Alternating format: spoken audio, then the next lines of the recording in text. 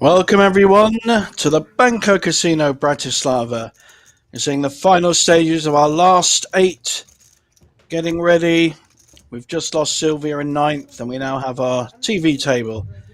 In front of your screens is our wonderful tournament director, Suze, who's organising everyone, just making sure they all understand what they need to do with their cards. My name is JJ Hazan and it's a pleasure to be with you on a sunny Monday evening.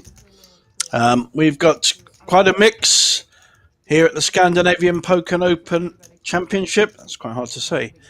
But, of course, our main players on the final table are all from Denmark. We have 4, half the table from Denmark. We have a chip leader, Croatian Nikola, who's in seat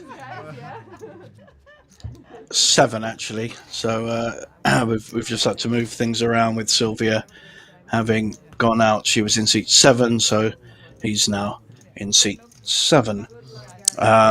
Pretty well equal with Tina, our one female player on the table who is in seat 2. They are our 2 chip leaders, and we go right down to Dominic, a Hungarian player who is our shortest stack on 1.5 million. So they're playing for 250,000 total. There's extra seats for some of the marvelous events coming up here at the Banco Casino. I'll tell you about those later. Obviously, any questions on YouTube, do fire them away and I'll do my best to answer them. I will keep track of it as we go. And here we have our first hand. 40,000 euros for first place, not to be sneezed at, although we often see deals when you get down to the final 2 or 3. Let's see what kind of action we get on our first hand.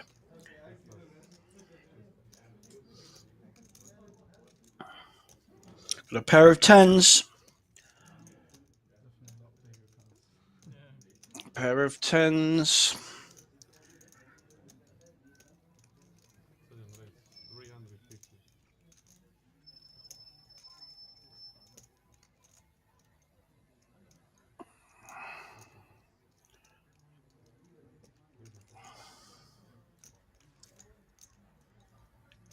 round to Tina in seat 2. It's on the small blind with 4-3. I don't think we're going to see the big blind make up. He's got a playable hand.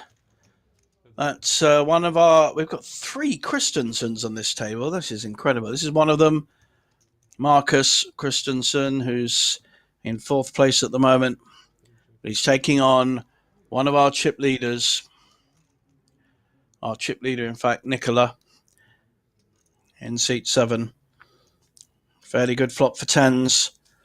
He's going to find out where he is. I suspect it'll be about 250. Just a small bet. Find out where you are. He was the initial raiser, 225 in fact, and the King Jack fold. So very well played, sir. Nothing wrong with looking up a raiser with King Jack. And the 10s take it down. So our chip leader increases his chip. He's Croatian, Nikola Kunk. I don't know what kind of surname that is, Kunk. We have a comic character over in Britain. It's got a very similar surname, and She's very funny, played by an actress I know.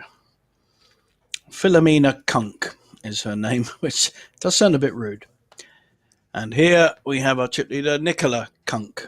Slightly different spelling, same name. We've got a few messages coming through.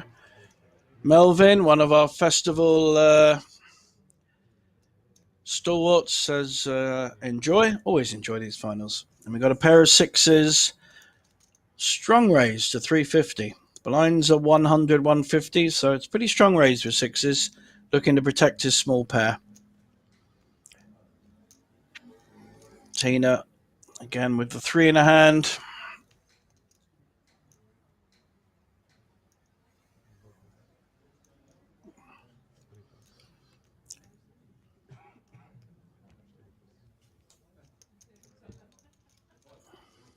And the raise gets through. No one has any kind of hand to resist. So I've had 2 raises, and both raises have taken down the pots so far. That's a very organised stack, young man. I like that.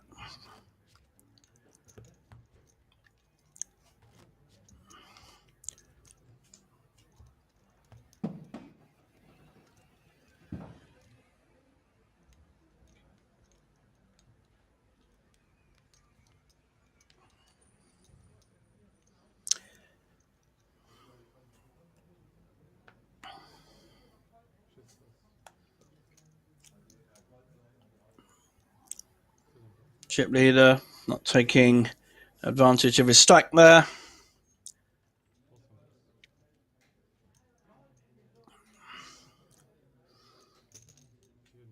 Seat 1 making his first play. That's Serbian Safet. Raising with a Jack 10. I think Tina's definitely going to come back at him with 10s. Shouldn't really be calling off here, although 425 is a very big bet. Not quite sure what she's done here. I think she's, 3-bet to 900. Good. It's a nice strong play by Tina. She was second in chips, just about chip leader when we started. I'm sure the others will give her maximum respect. Not quite sure what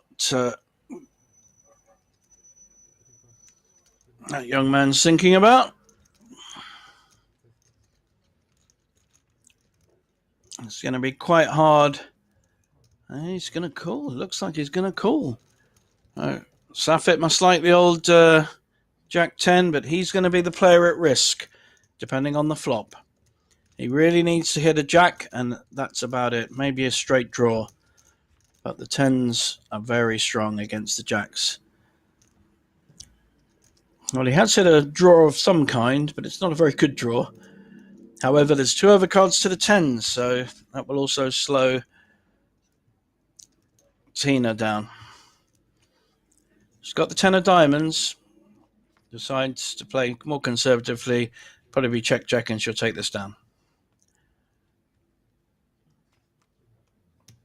Bad news. So that cost him nearly 1 million chips, and he only started with 3.5 million. So that was a big part of his stack. But quite a risky Jack 10. And when you get re-raised there, how good is your Jack 10? I would venture to suggest. So I think there was a bit of a loose call there by our sole Serbian at the table.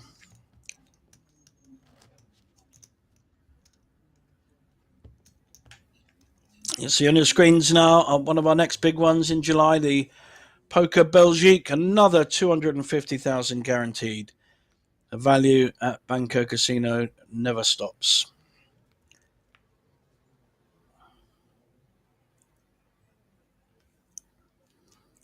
Chip leader's got a very pretty 7-8 suited. Will he decide to play this, use his stack?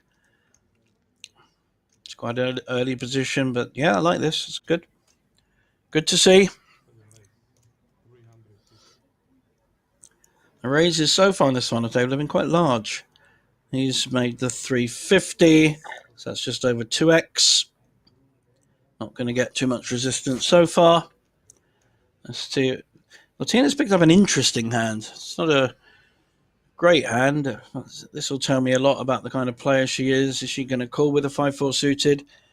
I do like calling with a hand like 5-4 suited. You usually know where you are.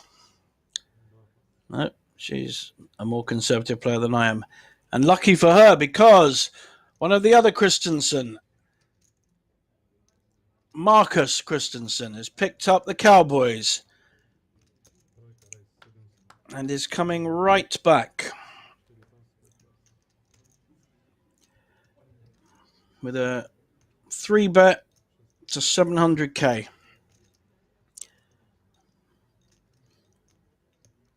Well, Mr. Kunk,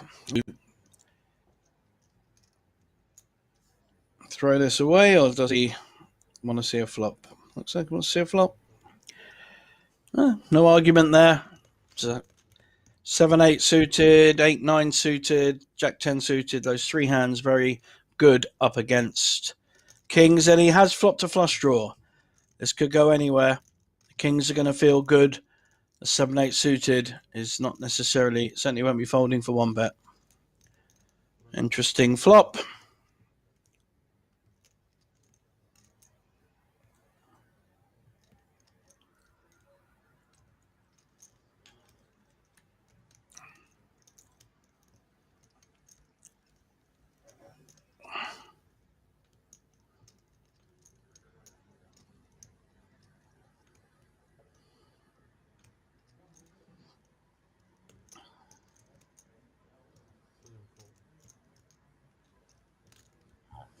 Smallish bet.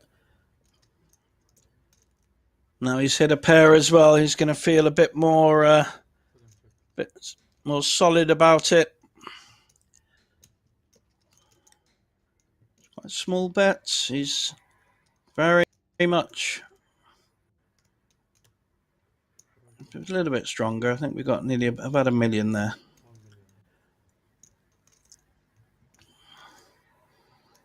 Yeah, exactly $1 million.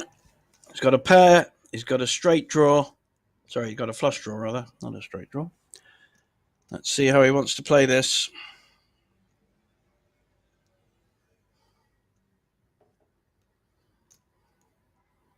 King's obviously ahead, about 85. Yeah, 85% favourite against 16.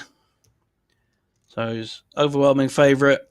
But all he's looking for is a club or a 7. The 8 will be no good.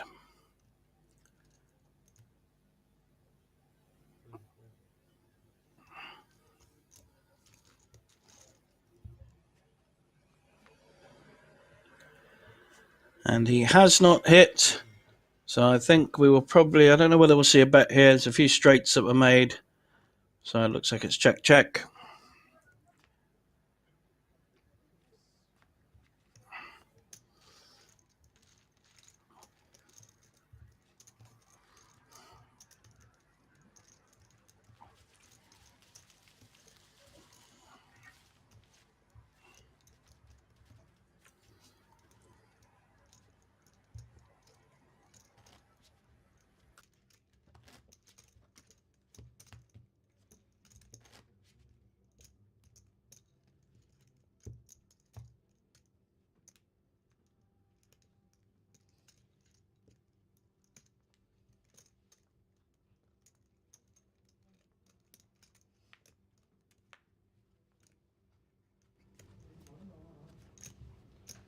Blind zabił na 100.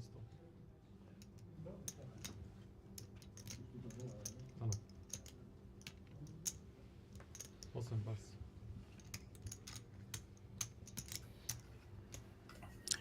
Round to seat 1 with an ace.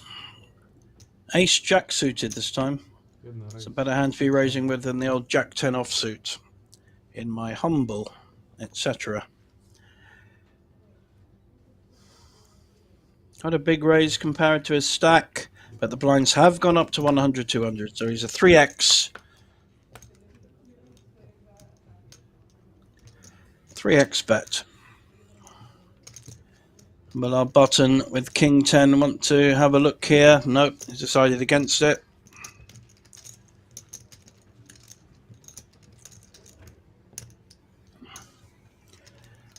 And our chip leader, similar position to the one he had with the 7-8 suited. This time he's got 7-9 suited. Heads up. And he's hit his 7. Moved ahead of the ace-jack. Heads up. So obviously spades would have been in big trouble. I don't think he's going to fold here. In fact, wow!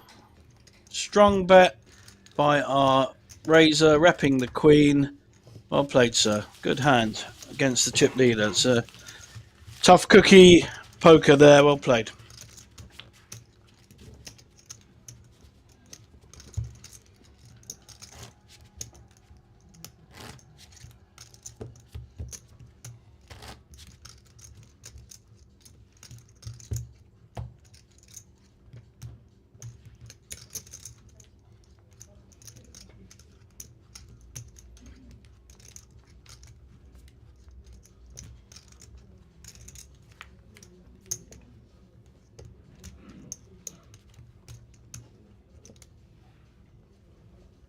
Pin a pass.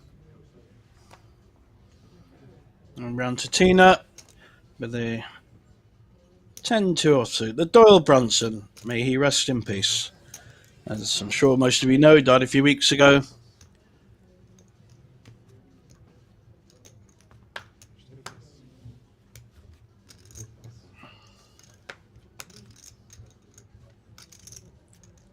Sześć pass. Seven pass.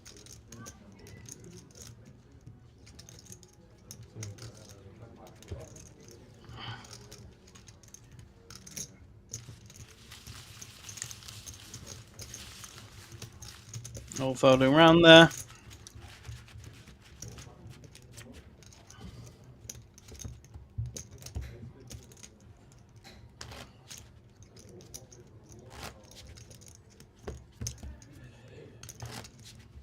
Looking at a few of the comments on YouTube, we've got 200 of you watching, plus through Facebook and stuff. Quite a few Norwegian, Danish commentary, which I can't really read. Oh yeah, there's one I can read. Let's go, Tina. Yeah, I got that one. Thank you. And someone said the video quality is bad today. Well, I can see looks pretty good. So I don't know what's happening there. Looks fine on YouTube. Three pass. Maybe that was a while ago.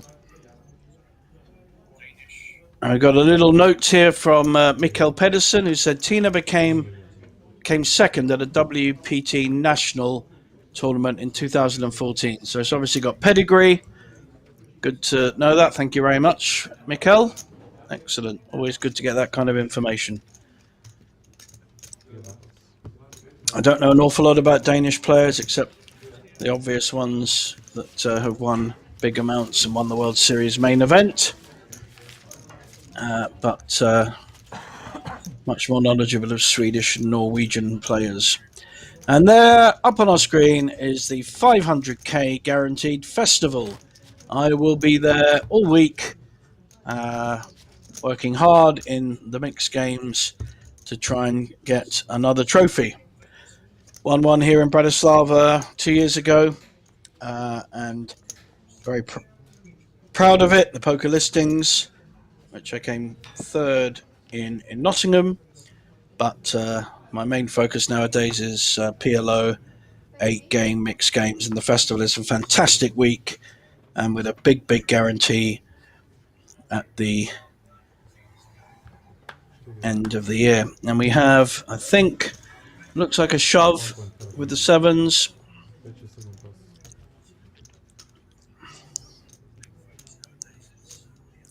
I don't think we're going to see too much resistance.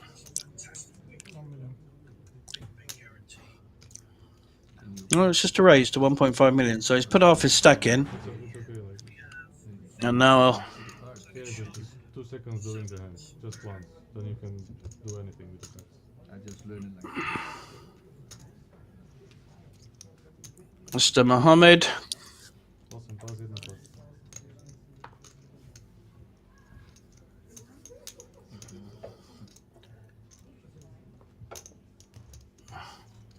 Tina has ace-7, is thinking about whether she wants to play this against our short stack, Dominik Kovac from Hungary, and he gets it through. It's a good play with a pair of 7s. You don't want to create any doubt.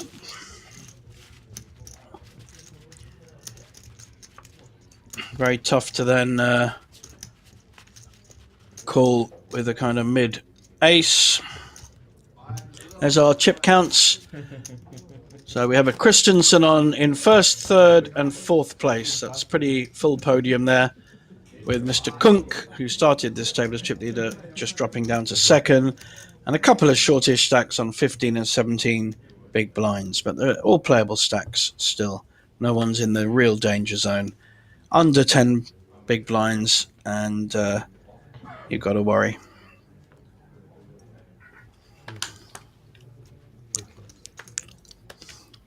Got to work out who all the Christensens are. We've got Tina, we've got Anders. He's in seat 5. He hasn't played a hand yet.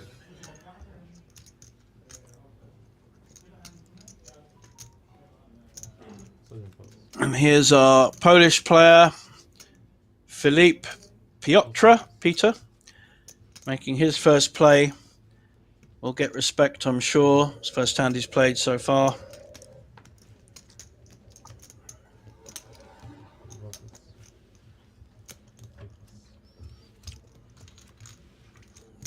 And the blinds fold to him. Picks up tidy pot. There's already 500,000 in the pot before we start. Small blind, big blind, and the 200 ante.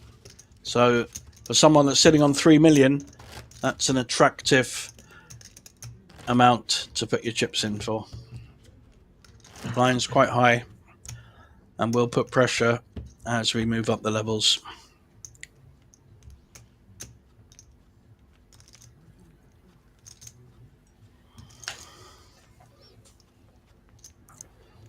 So we got any other comments?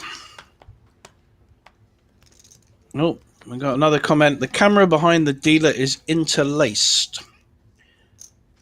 There is missing de-interlacing and makes the quality bad. Well, we've got a very technical one there from Mikael Gorgson. I will certainly pass that on to our camera team.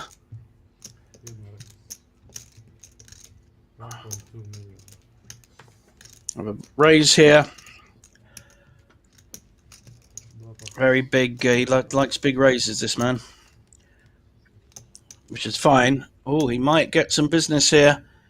I could see an all in here with the 7s, and he will get called.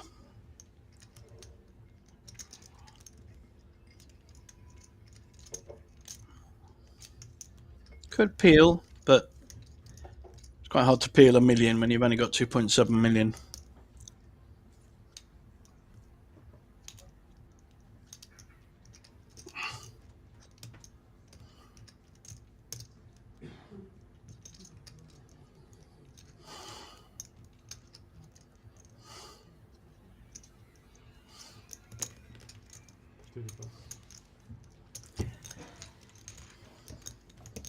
Very disciplined fold. Quite surprised there, actually. Quite surprised that he didn't want to take a spin with the 7s. Up in your screen, our next tournament coming straight on the back of this. As you can see, 6-6 to 11-6. A €100 buy-in with an amazing value of €100,000. So that'll be something like 20 to 25 for first place. That will be well worth winning for a tiny €100 investment.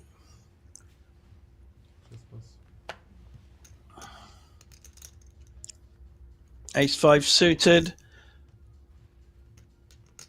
for Nikola, our Croatian finalist. Looks like he's going to make a raise. I don't think he'll be raising quite as much as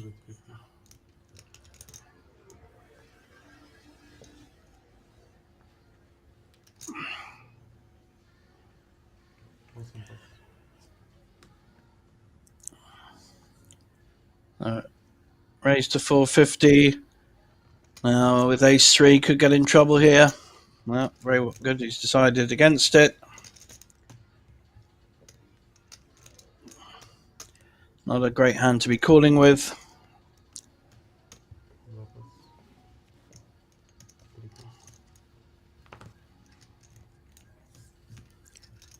But ace-jack is in a different position from the 7s he had before. Yep, this is definitely a pushing hand. Oh, and we've one of the Christensen has found the ladies, queens for seat 5, Anders Christensen. And I think he will probably... I think the right way of playing this is to re-raise all in to put the chip leader off. You don't want him in. You can't. Well, you don't want to play it three-handed. Any ace beats you. So excellent, good play, sir. You must be listening to me, even though this is half an hour ago. This is boiling up nicely. I think the ace-5 will have to fold, and we will see queens against one overcard with one card out. He will only have 2 aces to hit, possible straight, but the queens do block the straight.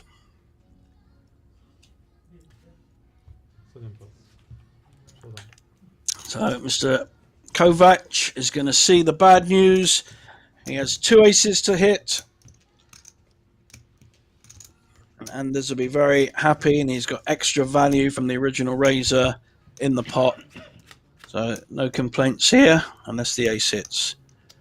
Well, I think that's pretty well game over. The ace didn't hit, but 2 jacks hit. That's pretty unlucky. Didn't factor in the 2 jacks coming on board. Just said, oh yeah, he has to hit an ace. But that's very unlucky for Mr. Christensen. And having folded the 7s earlier against 8s, which probably would have knocked him out, short stack doubles up with an ace-jack. That's what we call run good. Can't hit many aces. I know. I'll hit 2 jacks. So, very good. That's double up for Dominic from Hungary. Here's our prize pool. So our next player out will get €3,500, our 8th place finisher, right up to 41,000. Now, if they did a deal, let's say 3-handed, there's 80,000 in the pot, so they may well take about 20 each, or ICM around the 20 to 25 mark, and play on for. Got to play on for 10% here, so play on for about 8,000 and the trophy. Trophies are good. It's lovely to be crowned the Scandinavian Poker Open Champion. I love my trophies. I polish them every night. Go to bed with a few. All right, I'm exaggerating, but you know what I mean. There is something really special about winning a trophy rather than coming second, and it's not about the money. It's about the fact that you've beaten X hundred players.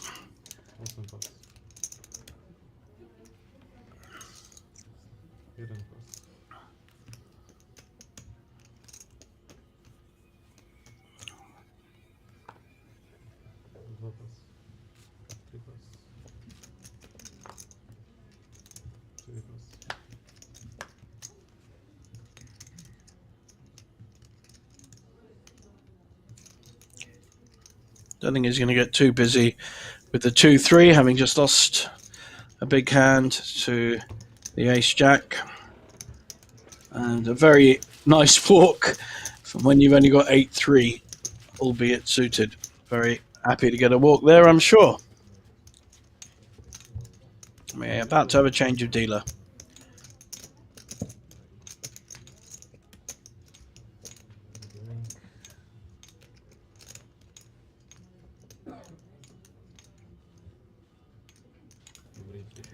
So that last hand has changed the chip stacks a lot, and now Tina Christensen is our large chip leader because the other Christensen, or one of them, lost 3 million in that pot. but all still playable stacks. Smallest one is 20 big blinds. No one's in trouble.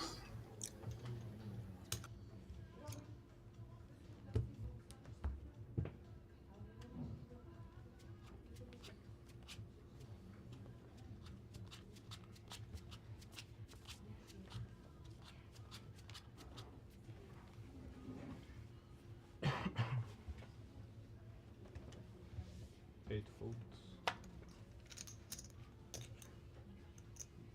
One fold.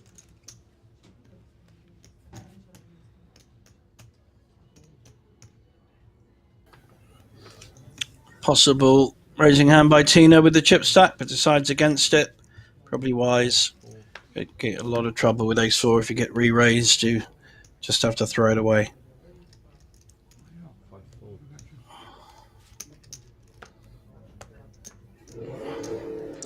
Ace two in the small blind Six fold. by our Polish friend. Just makes up the big blind. And we have King Jack.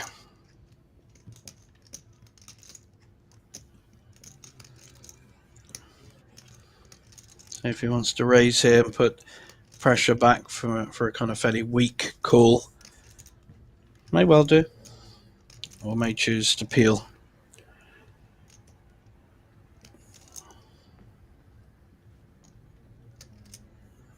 Certainly taking his time. Well, he's putting the pressure on. Good play. Looks like a 450 going on top. So he's smelt weakness and pounced.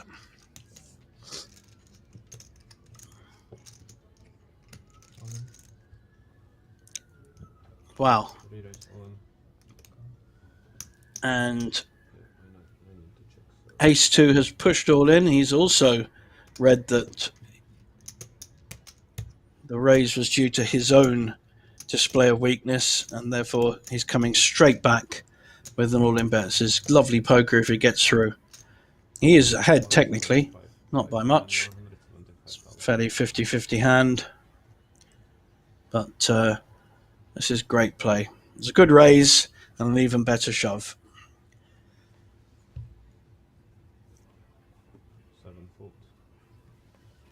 And a fold with the King Jack. Good play. Our chip leader, when we started this table, in seat 7, Nikola Kunk, our Croatian, has been under pressure from the start. Up on our screen, the Poker Belgique Masters, €200 buy-in with a wonderful guarantee of 250,000, and that's in mid-July. Excellent.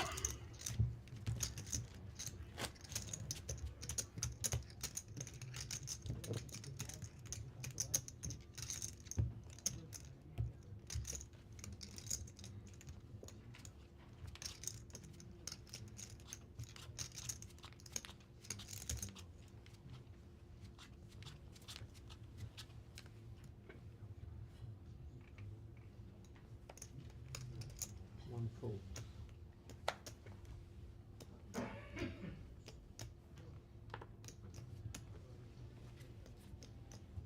Dwójka fold. Trójka fold.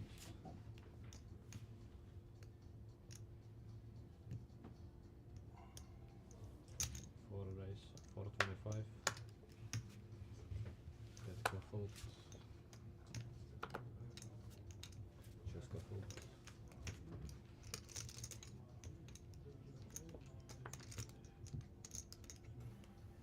We have pair of fours.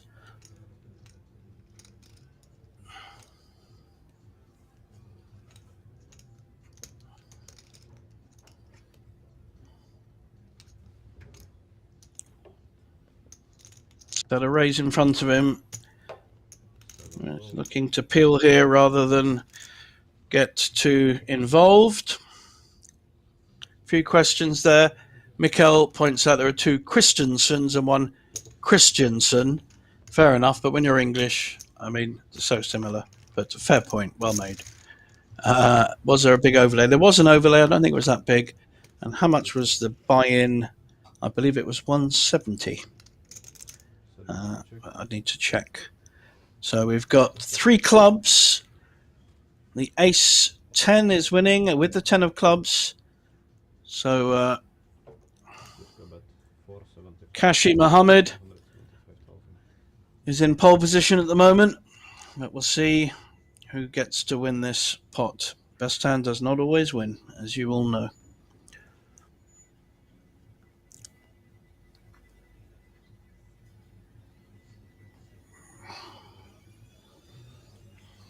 So, is he looking to check raise with the ace 10? The fours is coming along. Wow. This is ambitious. With an ace there and already a raise and 2 calls. I think this is...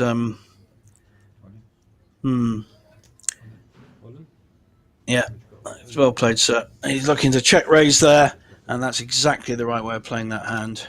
There's the backup of the 10 of clubs. And Mr. Kovac is folding. Yep, well played. Excellent play. He set that up really well, and he's got the backup of the 10 of clubs if he was losing to an ace-jack or an ace-queen. Very good poker, and picks up a really big pot. 2 million in that pot. Excellent. So he is showing his poker skills. He is another Danish player, Kashi Mohammed. Well played.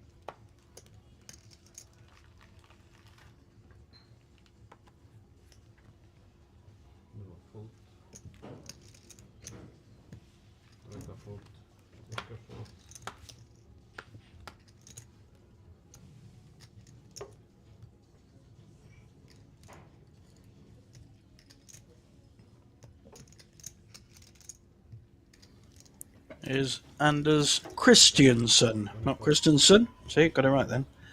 Raising with a 7-6 suited. I like it. Bit of adventure here. Now we know that... Okay, Nicholas on the button. He's called a lot of his connected hands. Just not that one.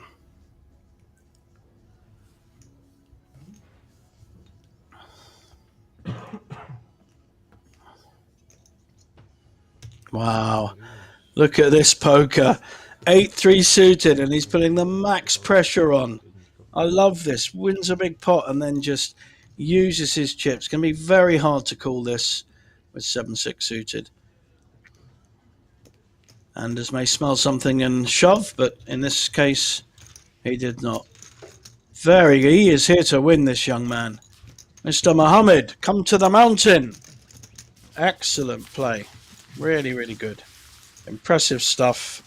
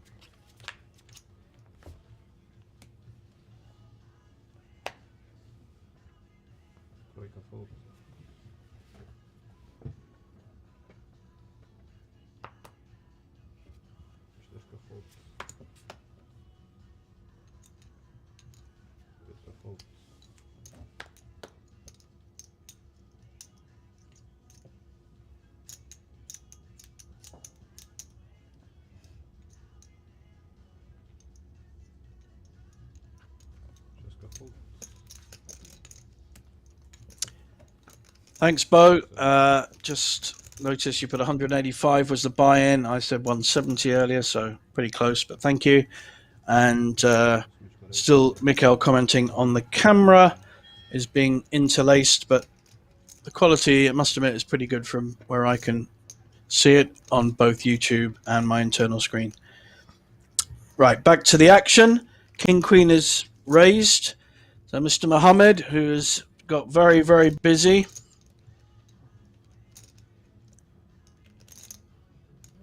We don't know what Tina's got, but we can see her counting out a raise. Now, was that all for show? Yes, it was. She was putting pressure on C1 just in case she had a big hand. I like that. Very cute. Nice bit of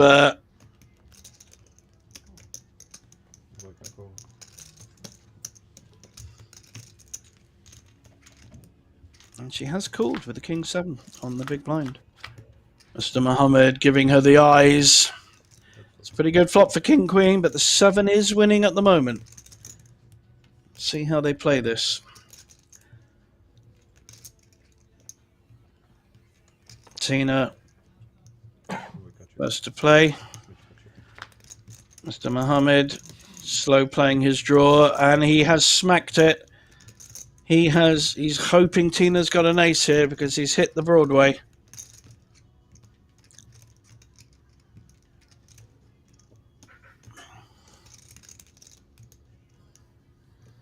Looks like Tina's going to try and rep an ace or an ace-jack. How will Mohammed play this? 550,000.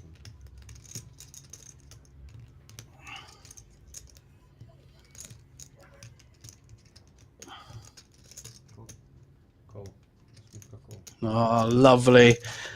Not fearing the flush draw there. Lovely, just flat calling. Letting Tina hang herself the chip leader. 2.3 million in the pot. No danger at all on the river. Is Tina going to put the third barrel in? I think. Totally. Oh, wow. Oh, dear. She's in trouble. She's going to get the bad news when the raise comes. This is about $1 million. Half the pot.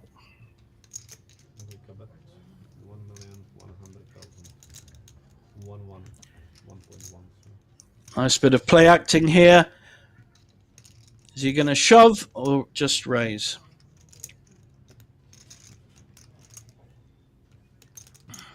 Got the nuts. You are meant to raise with the nuts. That's one of the rules of tournament poker, for those that aren't aware of it. So he technically has to raise. You can get a penalty if you don't, because he does have the absolute nuts. There is no better hand than King Queen with this board. Taking his time, probably working out how much she might pay. 4 million. 4 million.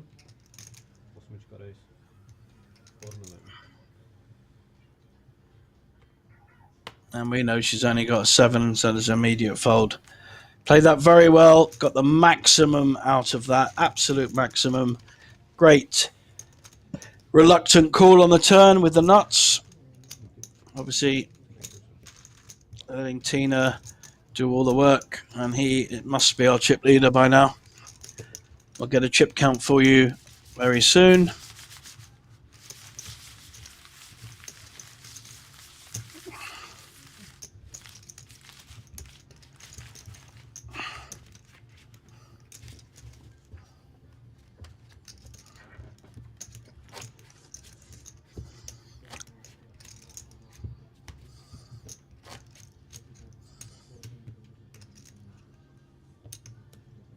We're now up to near 260. We've got 300 viewers in total on Facebook and YouTube. It's good to see. It's a good number. I assume a lot of people are tuning in from Denmark to see the 4 Danish players that made this final. Very impressive number. And Mr. Kovac, with my namesake, JJ. I used to hate the hand. Now I love it. What does that say about my psychology? We have I think a fairly gentle raise. Yep, 425. Quite a small raise. Certainly induce others. He may be looking to get it all in depending on the resistance he finds. Something like King Jack with Anders. Wow, it's a very solid fold. Very solid fold. Does have players behind him though. Now, will Mr. Mohammed get busy? Does he have a hand to get busy? Most aggressive player on the table. Well, he does. Here's a pair of ducks, but he folds the ducks. Nothing would surprise me. Looks like we're going to see a call here with the King 9. Just one overcard to the jacks.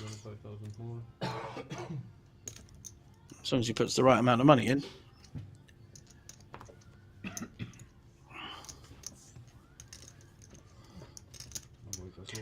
And ace-5 suited. It's a good, perfectly good hand to call a raise with. It looks like we're going to go three-way to the pot. Jack's ahead at the moment, but any king, any ace, low cards and spades is what he wants to avoid. Who's your money on? My money's on the ace. Having seen an ace flop, she's got Tina's hit the juice here. She's got a gut shot draw to a straight and top pair. She won't be feeling that confident though. Certainly going to be calling, if not raising. Certainly. Oh wow, very loose call here by our Serbian friend in seat 1. Very loose. King 9, absolutely nothing to do with the flop. Against two players, both of whom have shown pretty good strength. Even if he hits his clubs with a 9, he's going to be beaten by Mr. Kovac Jack. Tina just playing this very slowly, very sensibly. She's a very considered player. And that could be curtains for seat 1 if he thinks his clubs are good.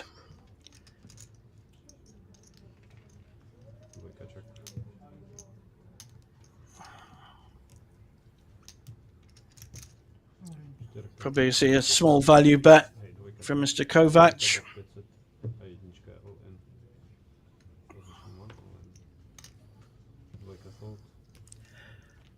And a push.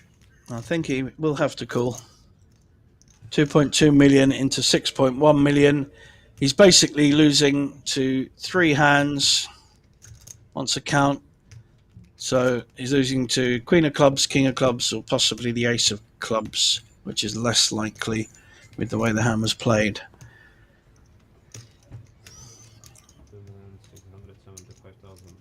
But Safet, our at-risk player in seat 1, did call earlier, and that will be in the mind of Dominic. He'll be thinking, well, what has he called with earlier? Has he got a big club? And that's the reason he's called. I think he still will call. He's got the value to call. He has to call with this size pot. Otherwise, he really isn't here to win it. You can't fold 4th nuts in this kind of tournament. Not if you want to win it. But he has to think it through, and it's quite right. Work it out. Think through the story. So he called the flop. Wasn't a big bet, but he did call it. And another club comes, and he's still in. Getting 3-1 on his money.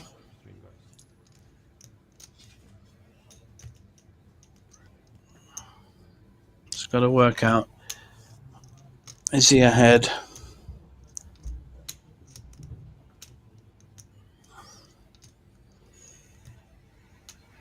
I just don't think you can fold.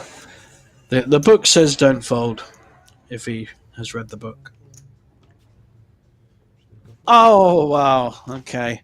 Well, then we have to congratulate seat 1 for very strong play. I criticised his call with the King 9, but he won it through very strong poker. And he's won his other kind of main pot with a similar style. Very aggressive player.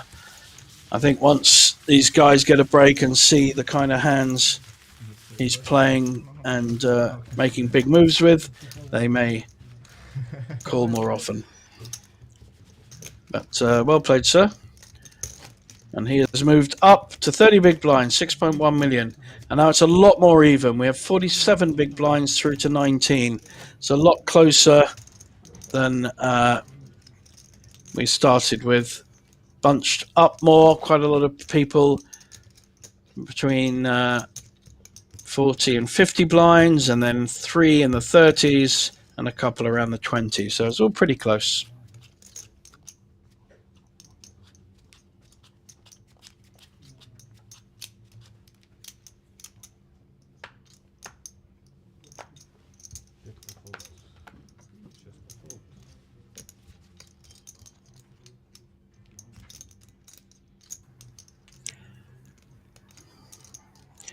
Nicola with a suited ace is a bit out of position, but that may not deter him. I think he'll probably be raising. Yep. Now we're back to the small ball raises.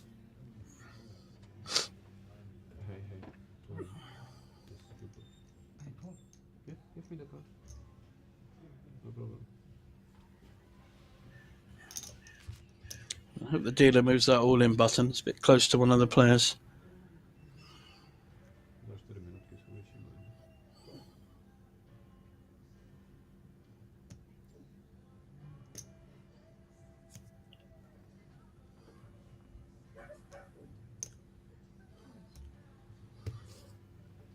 Tina with the Cowboys, pair of kings for the Queen. Nice big re-raise.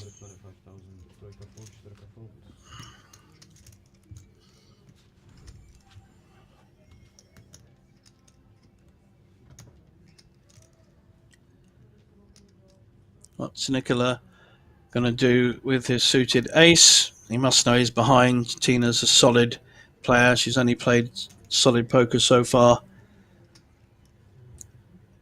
I'm sure he will be giving credit for a better ace or a decent pair, which is what she's got.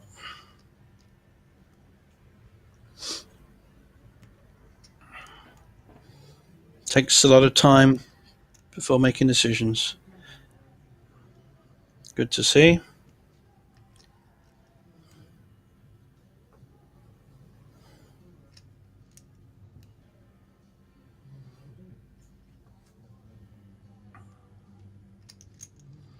He wants to... No, he's going to get in trouble. He's going to get in trouble. He's about to find out. It's a nice play. And immediate shove, and he will just have to fold this. An immediate shove by a return. It's a nice try, but I'm afraid, sir, you're going to have to fold this one.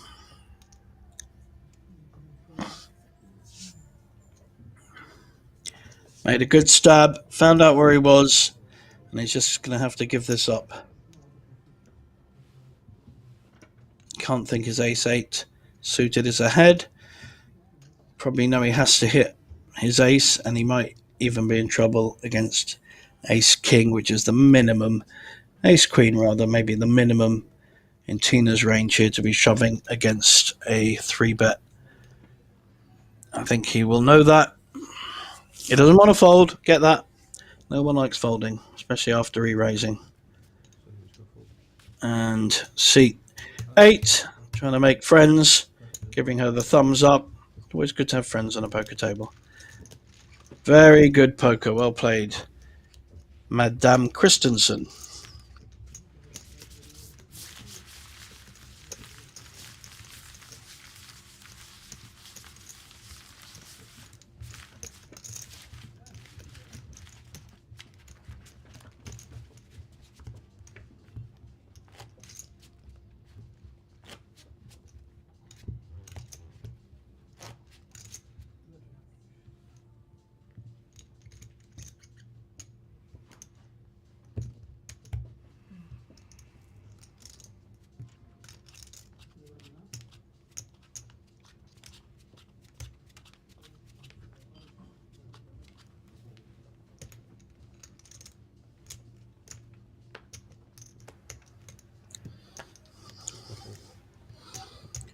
Our sole Polish player, Filip, folding there.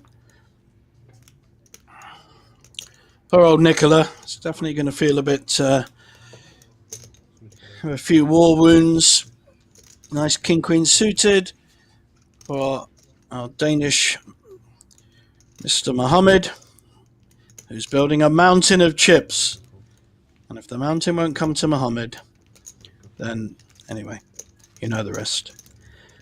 Coming up against Mr. Kovac, Jack 3, definite fold. Will Anders Christensen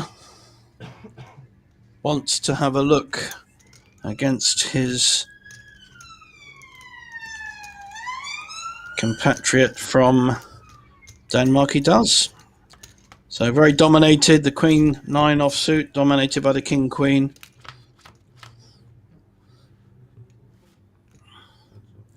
He has it as 9, but the straight flush draw is out for Mohammed. Mr. Mohammed, who's playing this very cute. The 9 is winning, and there was no bet. I think we might see a bet here by Anders, and we'll certainly see a call. May even want to play it more aggressively. He's got to think his 9 is winning, which it is. He just doesn't know how strong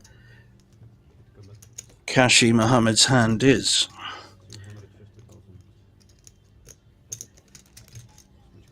Yeah, it's just calling. He knows he probably needs to hit his flush minimum, and he has not.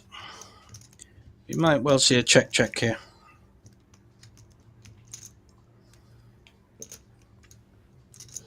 Anders has got to feel if he was winning on the turn that he'll still be winning, but if he gets shoved on, it's very, very tricky to call.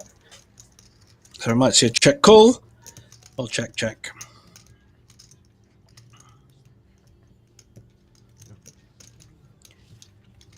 Tournament director's very frizzy, bushy hair getting in the way of our camera there. Oh, it's an interesting move. Taking no prisoners, not giving the opportunity to Mr. Mohammed to do anything cute. So he knew where he was and bet his hand accordingly. Mr. Mohammed saying he had everything there, which I can't argue with.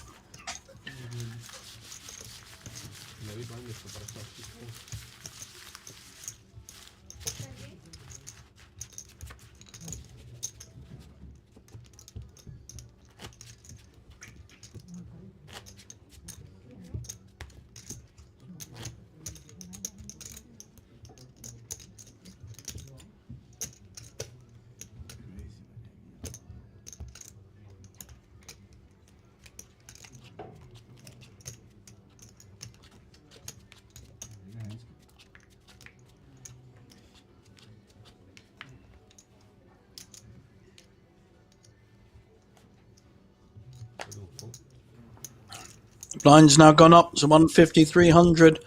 So we already have 750 in the pot. Certainly one of the more aggressive players, seat 1. Made a very strong play to double up.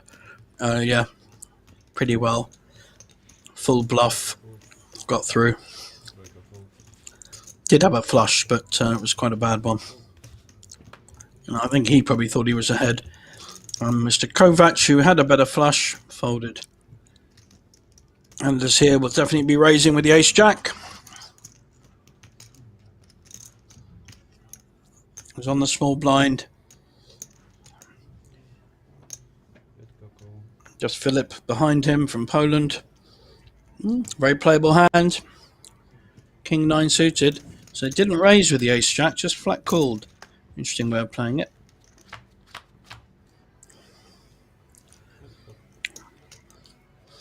He's hit top pair, but a very dangerous board of 3 hearts. May put out a small bet, see where he is.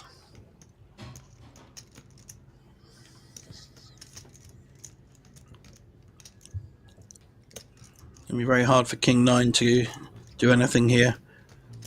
Oh, I think there might be a mark. Let's hope we don't have to change the cards. They're very, very expensive.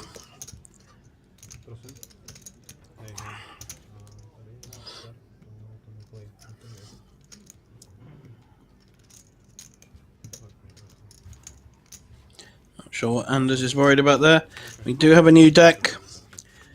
I think it's something like €100 a pack. These are RFID cards where the reader built into the table can see what they are.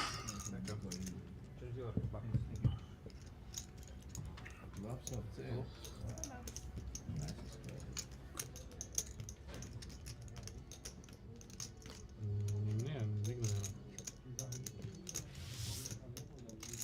Tego ty zachodził, no.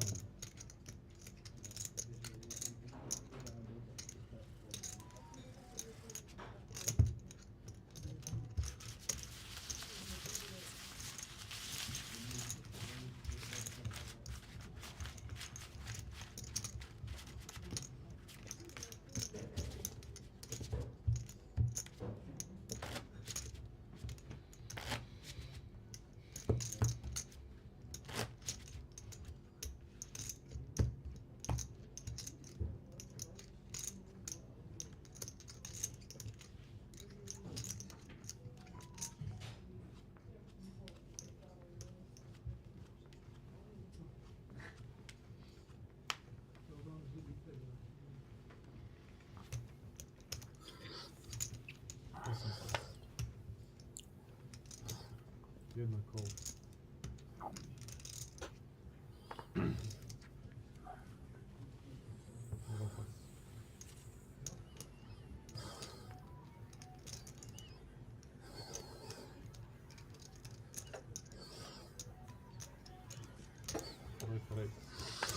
We see one of our other Christensen raising the 600k. It's a 2x raise with kings. Now seat 1 has played quite aggressively so far. I do expect, yeah, it's at least a call. Doesn't want to hit his 9 or queen, and he has. We could see he's looking to check raise here, the way he's played so far. And I think we will see one of the Christensens double up. This is Marcus Christensen, immediate call because he sits up pair. That may slow both of them down.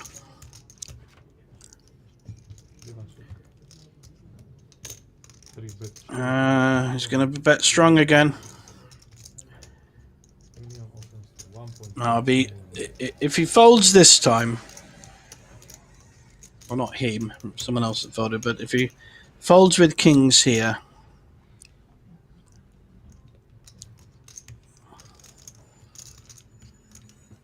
then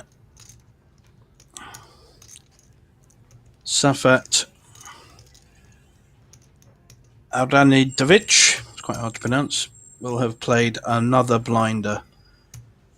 His aggression has won quite a few pots so far. Could get him in trouble here. It's got to work out. Has he got an ace? That's what he's got to work out.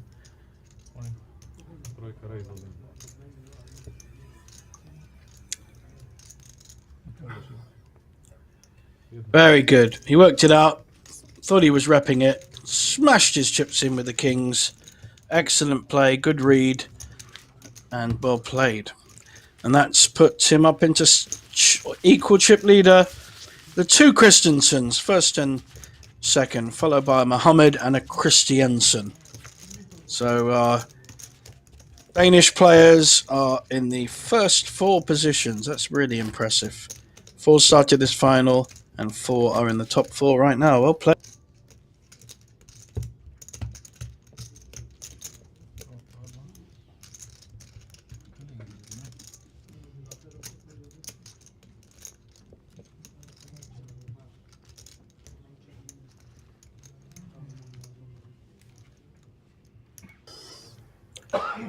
Couple more comments coming through on YouTube, and Mikhail agreeing with my view that the laydown with jacks was pretty poor when he had the jack high flush, and isn't playing to win it. Oh, I've been warned as well from a Polish player. I've been told to shut up for my own safety. Oh no, I feel very scared from these keyboard warriors. Come and meet me on the poker table sometime, Mr. Clegcott. Can't pronounce your name, mate. King Queen here.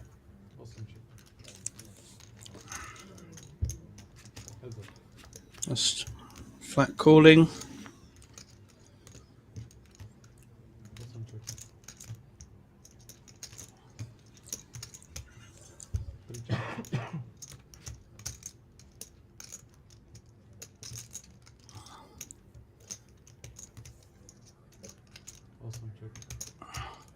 Marcus has now hit his king on the turn, but may not play it. Just probably a small, small bet, minimum bet, 300 going in. We don't know Kashi's hand. It's not up on our screen, but I don't think there's not much value in betting. We got a flush draw. I think I saw two clubs flashed over, but couldn't really see it. Anyway, it looks like the King Queen will take that hand down. So we've got a bit of an argument going on about the fold with jacks. Bo DK factors in ICM, which I totally get, and thinks it's a clear fold. I don't think it's a clear fold. And I do agree with Mikkel that if you fold that hand, you are not playing to win. You're playing to kind of ladder up and cash. And that's a very good argument. And in my book, you always play to win. All the money's in the top three, possibly four, especially when you get to do a deal. Like I said earlier, they'll get 20, 22 grand each if they reach the top four. So we'll see in the long term whether it was a good fold or not. None of us know.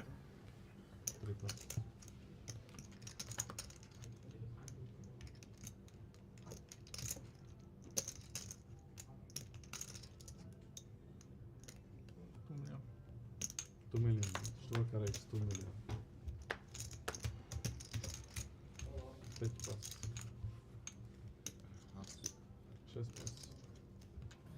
Got a huge raise here with the ace queen, but he's going to get into trouble. He's up against the ace king. There's only one play here. He's got 4.8 million in front of him. Kovac is committed. He's raised 2 million with only 1.4 behind. We are going to see an all-in.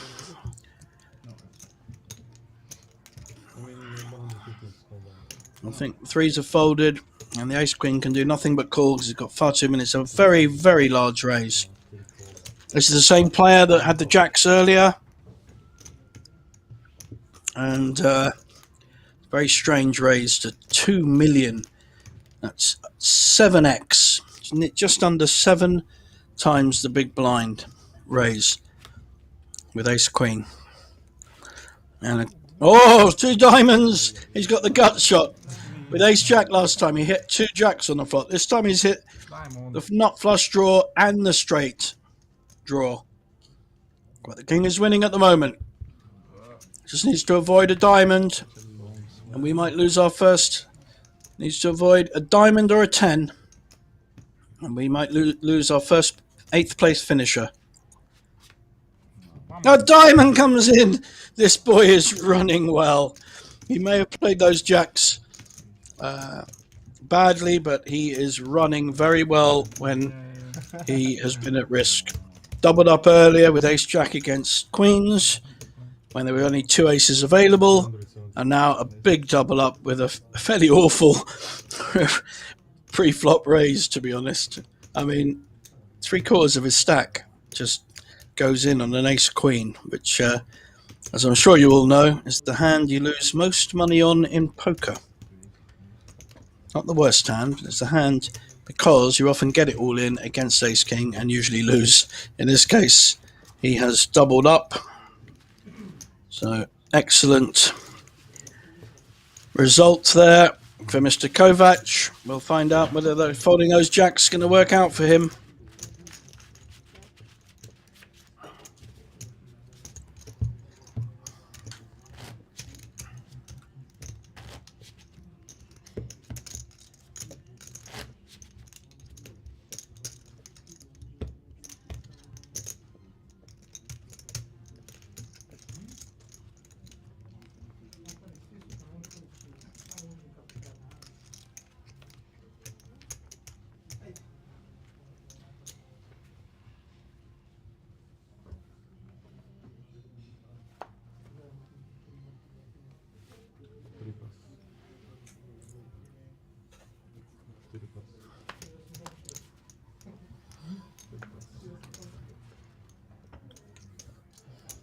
Ace 3 for Philip.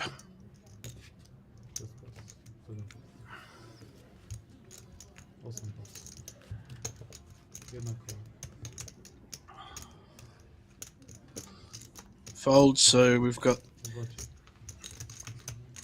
Safat making up the small blind with 7-6 offsuit, and Tina, our chip leader. I don't know her hand, but she didn't raise.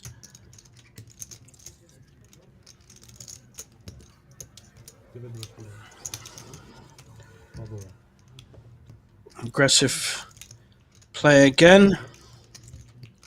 Looking to take this at a later street like he did 2 previous hands. It's good poker. He might well come unstuck at some point.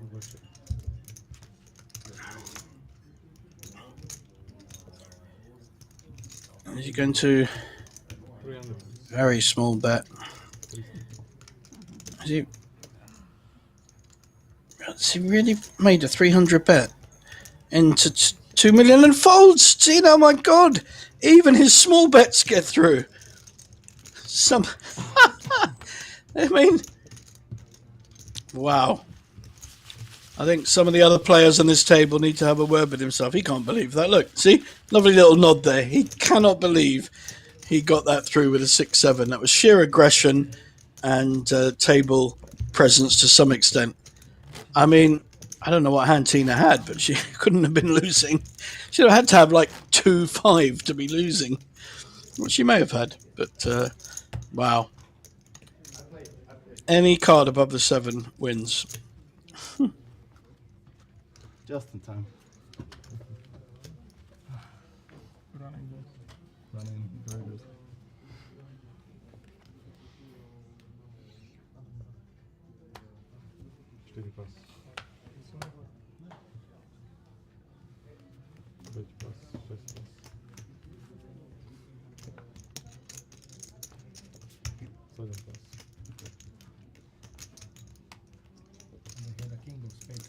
Small pair for Mr. Mohammed. Probably be raising. 775. So blinds 153, raises to 775. And an all-in with the ace-10 suited. He's here to win, I tell you. He's not folding jacks with the full thigh nut flush or whatever it was. Now, we know Mr. Mohammed is here to win, but it's a big call. It's half his stack to call. But he does have a pair, and I'm sure he knows the power of a pair. Interesting hand. It's just not an easy decision, this. He obviously knows it will be a flip and decides against it. So another hand to the aggression of Safat. Well played.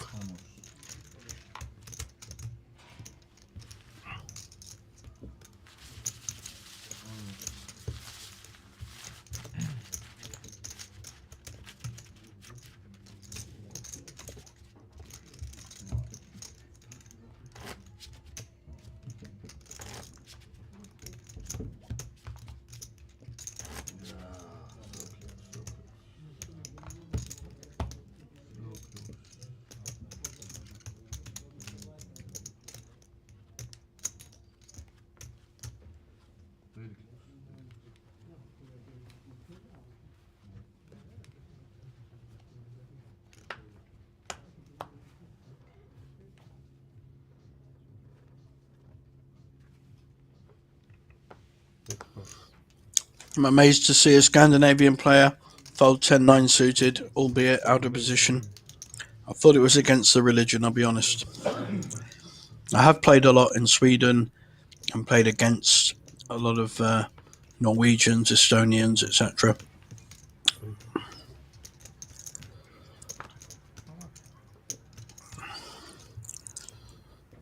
Not too much with the Danish, though. An all-in from our short stack now, who's just run really badly in this final. Kovac calling with King 5 suited. Certainly not scared to put his chips in now. He has more of them.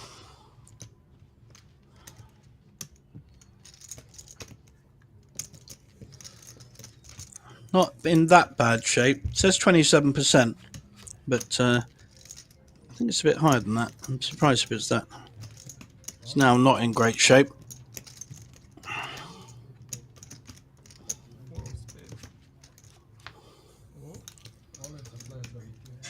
Two spades. Is he going to run good again?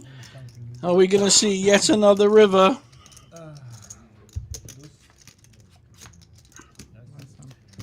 We are not. So the ace holds and the short stack doubles up.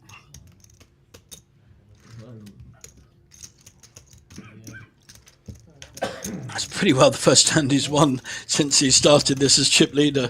So he's back on the way up, and I think he's making a wry comment about that himself.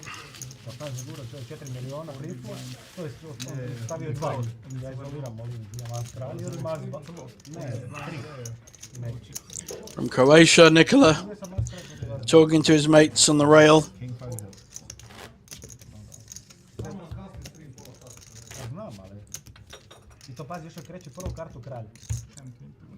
Up on our screen,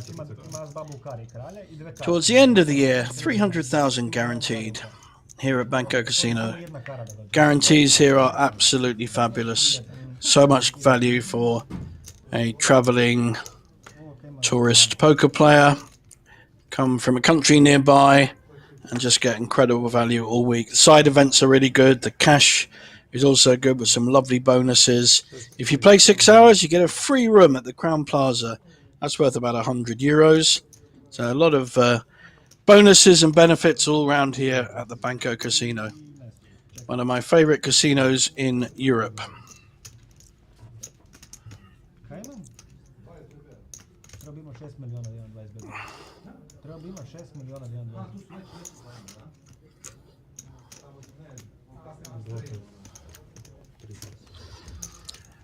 Mr. Danke says, am I aware that they can't see each other's cards like he can? Well, yes, I am. Thank you very much for pointing that out.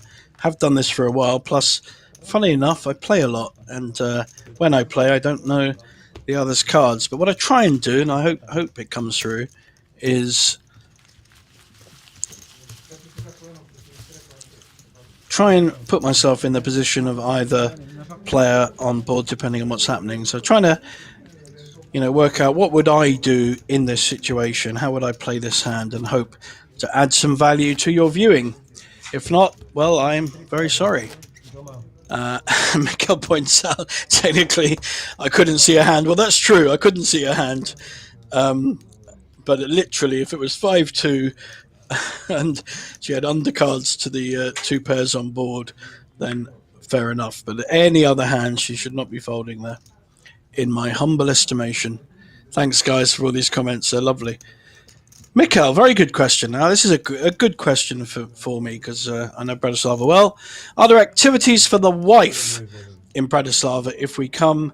She hates casinos. Yeah, my wife also. Know the feeling. It's a lovely city. There's some great, lovely parts of the old town. There's really good restaurants and bars. Fantastic Italian restaurant around the corner from the casino, about 5-minute walk. There's going a boat trip on the Danube. Oh, we have an all-in and a call. Have to hold my thinking there. King 10 has gone all in. Poor old Mr. Kunk. has gone all in with King 10, and he's met by the Ace King of a Christensen. Are we going to see our 7th place finisher? Looks like we are. Only a queen really is going to help. He's got a gut shot straight. The Ace King dominating this hand at the moment, and it's looking pretty good. Only a queen. And we lose our chip leader from the beginning in 8th place. Did not run well at all. Lost a lot of races, and actually played quite well in the first hour, but just didn't get much luck. And so a lovely increase to his stack, and he's now chip leader, as we can see, 16 million. Excellent. 16 million for young Marcus Christensen and his mum or sister, no idea, let's call it sister, let's be nice, Tina in second on 11 million. Then we've got quite a bunch up all around the 20 big blind mark. One hand here, one hand there. We'll sort the rest out. Mr. Mohammed has certainly played the best poker, and Sefat in scene 1 has been the most aggressive. So Anders in seat 5 probably the most passive. So they're all shown the kind of player they are, and that helps us commentate and also have some expectations of where this tournament's going to go. Who's your money on, guys? Let's have some names in the stream. I like that. Marcin Kowalski. I'm going to guess you're Polish. Love this joke. And we have one out, officially, with F-I-S-H, fish in the middle. I do like that. It's a lovely comment. Now we've got an interesting matchup here. So Anders with the King Queen. Ace Jack has just called in the hijack. It's a very interesting calling here, and that induces the raise by Anders. Now, has Marcus done this to plan ahead?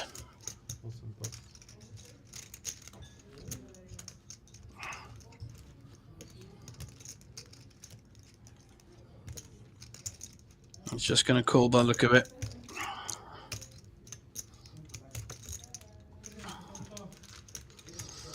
Anders raised with the King Queen after Marcus made the flat call. Neither have hit the flop. This could go to the stronger player. See what happens.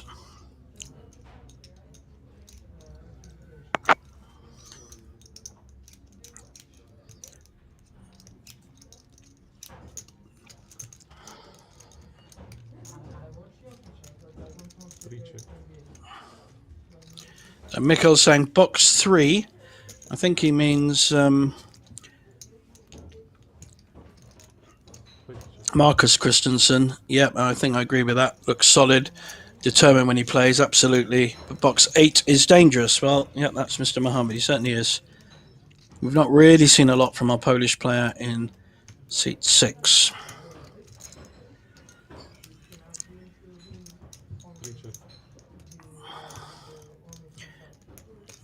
Now, here's an opportunity for Anders. Let's see if he's got something to his game. He's been very passive so far. He made the initial raise.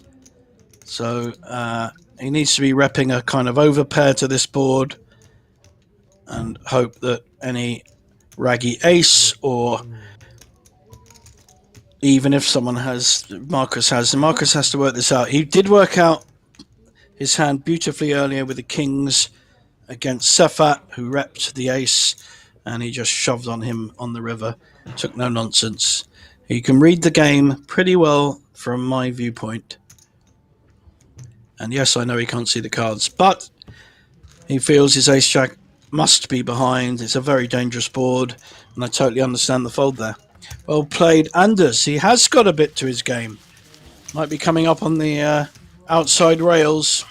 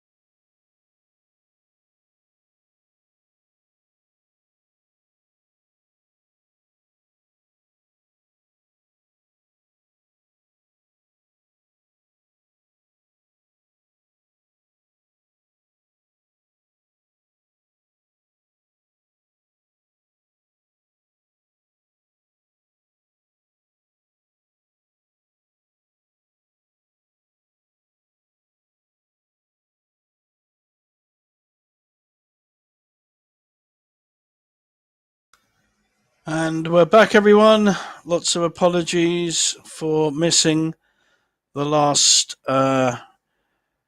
few minutes. We have 5 players left. So I'm just going to inform the stream.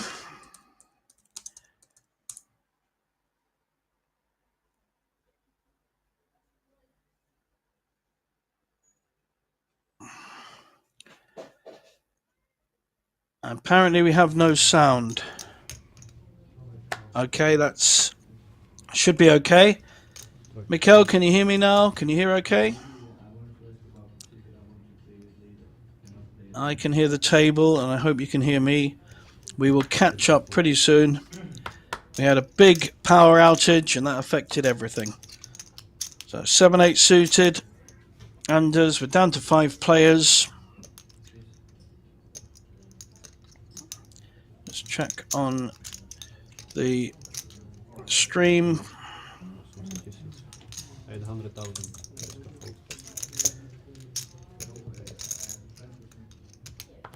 We've got raise of 800,000 by Anders with 8-7. Is Tina looking him up with 7-6? Wow, this is brave stuff here.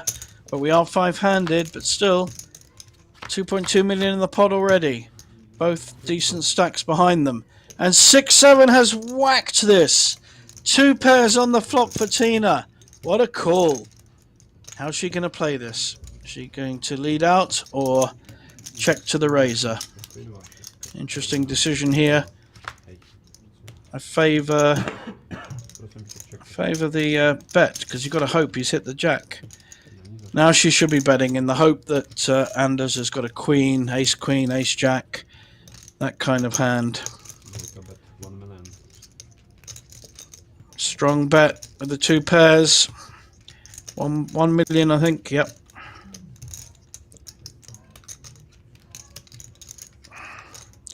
So tough decision for Anders. Very hard to put her on the 6-7 for sure, but he's going to be worried about a queen or a jack.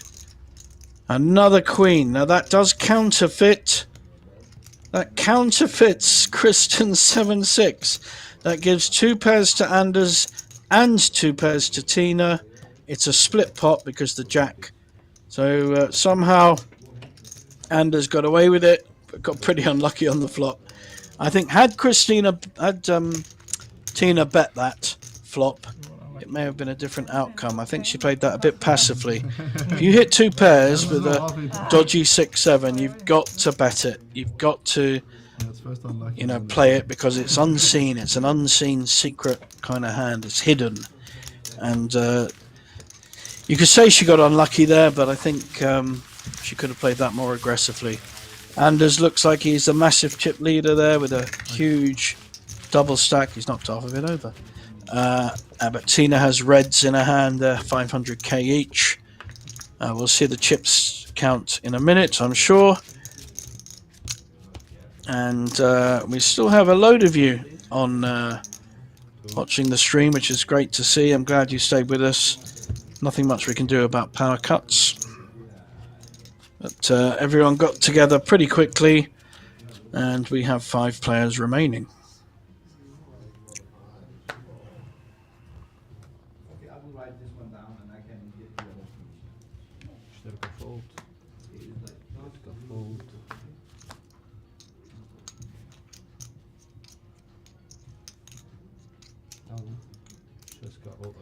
A6 suited on the button. He's making a push. Our Polish short stack. Is he going to get looked up? I don't think it'll be Tina. 3.4 million. So it's actually only 8 big blinds. So it's could easily be called. The blinds really are quite punishing now. 200, 400. So there's 1 million already in the pot. So if you're sitting there with 3 or 4 million in front of you, it's all in or fold. And there we see we lost Mr. Mohammed. We did miss that. He's played well, actually. Liked the way he played. 6,800.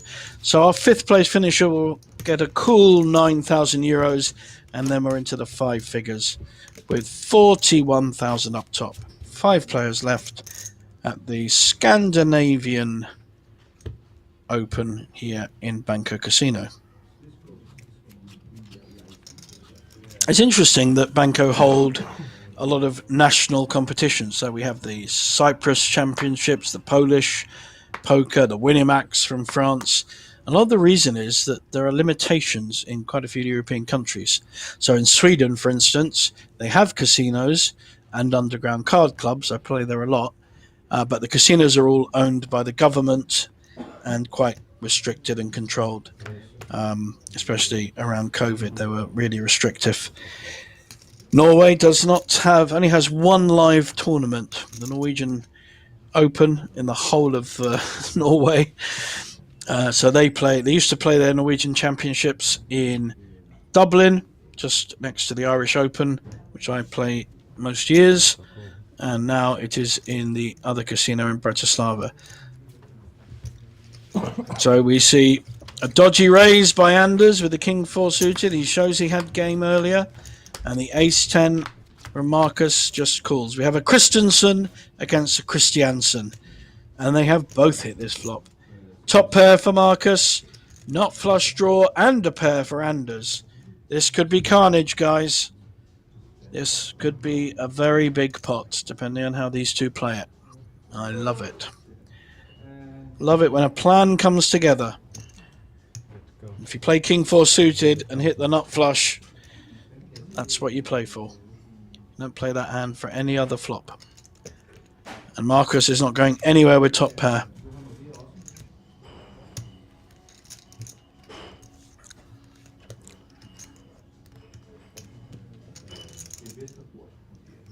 Looks like he's counting out a fairly strong bet. 3.4 million in the pot, so I think we'll see at least 1, maybe more.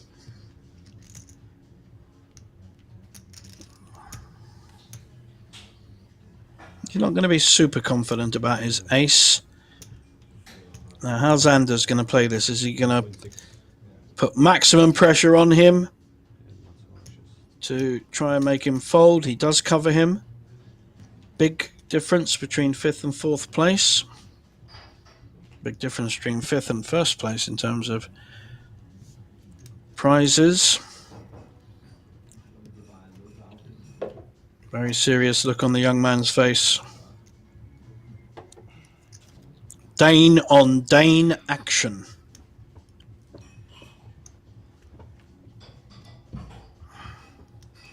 Looks like he's just calling. 1-6. So much I think so.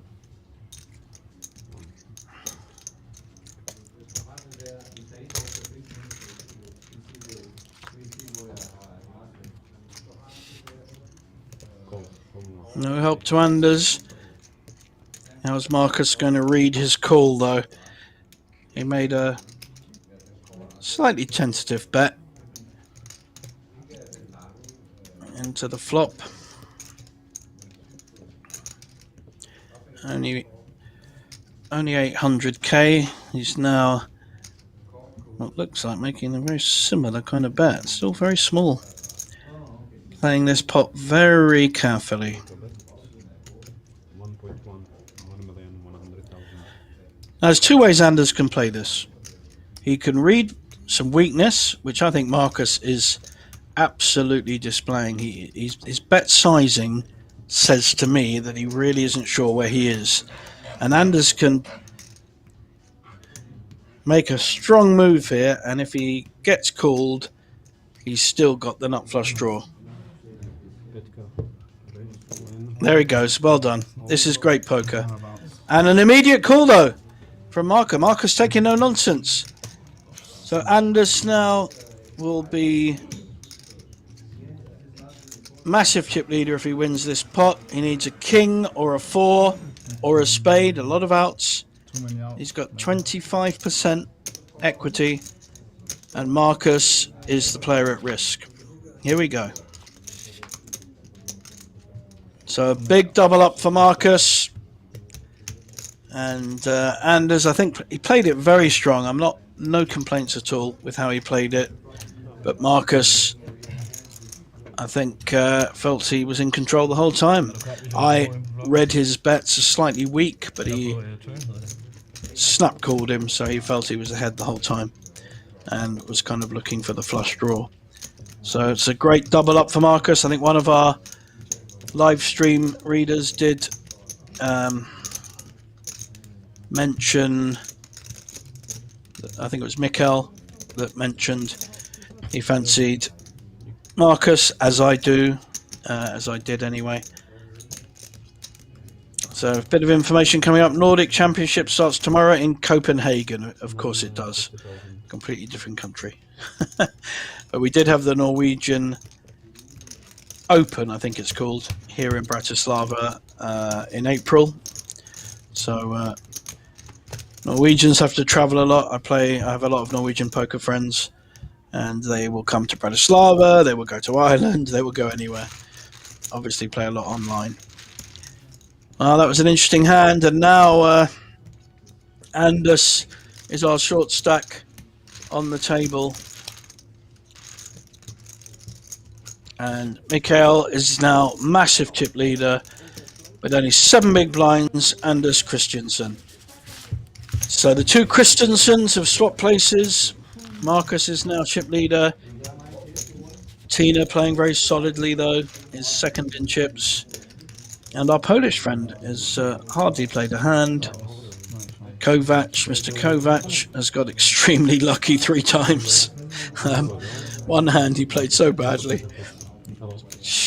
6x, 6.5 times the big blind with an ace queen. Got looked up by ace king and hit a flush on the river. So in my view, he got very lucky, and he's still in third place, equal second rather, with 24 big blinds. So our Polish friend and Anders, who just lost that big pot, both at risk, under 10 big blinds. Blinds 250, 500. They are pretty excessive. I think we're going to see a few people going to the wall in the next few hands. Within 10 hands, I predict 2 players gone. That's if they play a hand.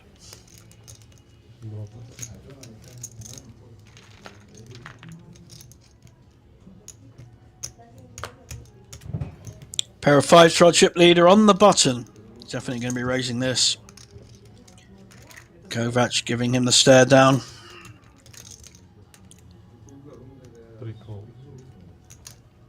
All information important. This could be difficult. Pair of 3s. Depends how he plays it. He's out of position. He's going to at least call to see a flop. Now Anders has an amount to push people off, but that's a nice hand, Jack 10 suited. He has 2 ways of winning this. He can raise and get 2 folds. I favour the raise with Jack 10 suited against 2 players that have just flat called, and so does Anders. 2 ways of winning. 1 with hand, 2 they both fold. Very hard for 3s to call here. 5s, because of his chip stack, may well call or even raise to get it heads up. See what kind of player Marcus is here. Wow. Oh wow. And the 3s have called, not the 5s. That's a very interesting fold. I'm not sure about that fold at all. It's against you. I lost. 3 of diamonds, the door card. And Anders is realising he's up against the luckiest player on the table, and he's right. Let's do that. Yeah. That's fair, right? There's a difference of €3,000 between 4th and 5th. And there's the 5. He would have had a set, Marcus, smiling to himself. Up and down. For Mr. Kovac, up and down. We know he's hit. He's hit so many times. I don't think 1 time's right. How about 4th time? Oh, Jack. Okay. But you have. And that's turned it round. So basically a 3, an ace. No, Jack 10 wins. Nice double up by Anders. Would have lost to a set of 5s though. That's very weak play by the chip leader there. 600. First, Can I lose this? first bad mark Yeah, yeah, against him, it's I would insane say. how you Yeah. lose this. Lose all in when I'm head. Yeah, Not yeah. about-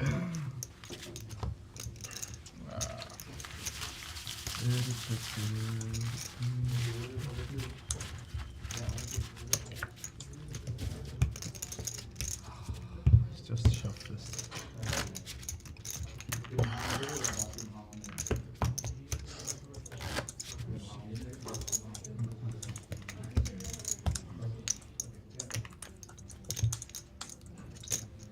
Five.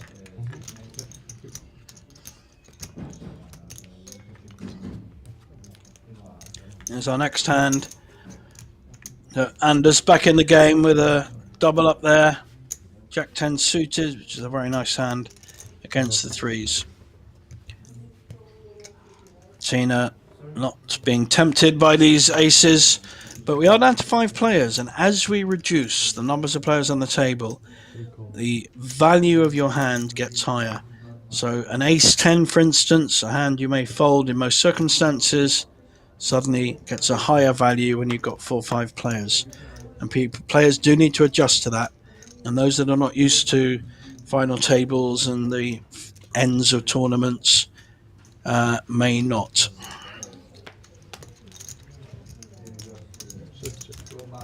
So our chip leader has called 3 players. with the king jack. Good flop for the 6-7. Just check. Neither other player has hit. Yeah, I would definitely be putting a bet in here of about 700, 7-8, something like that. Just pass. Slightly more 9. That will be enough to take it down. A very good flop for 6-7. If you're up against King 9 or Queen 9, you've still got quite a few outs. Well played, sir.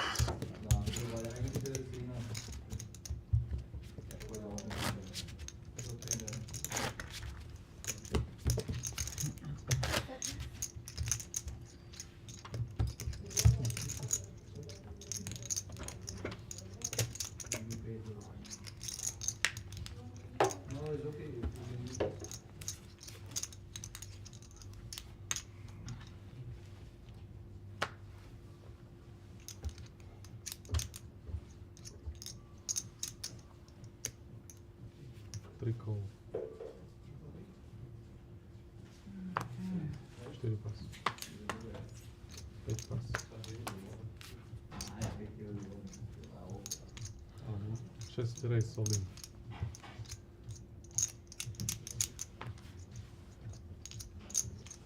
Два pass.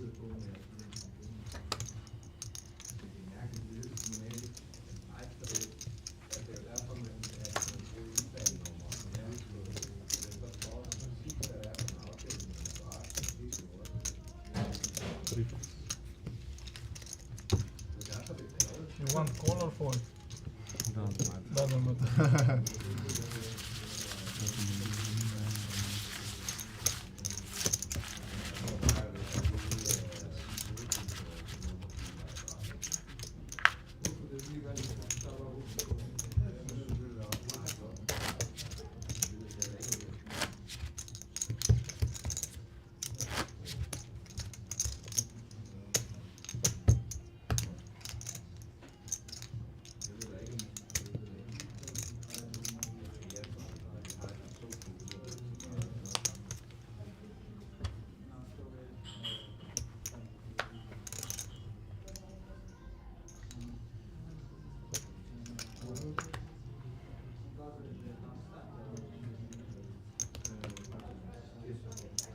Minimum. 4 raise, 1 million. 5 pass. 6 pass.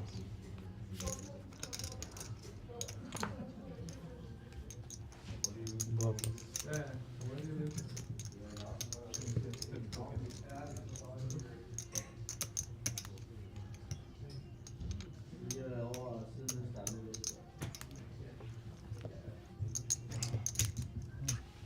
3 call.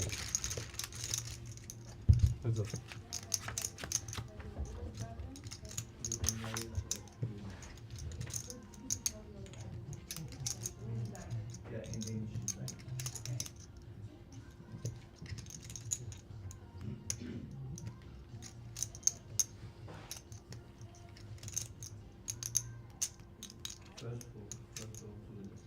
Three bet 500.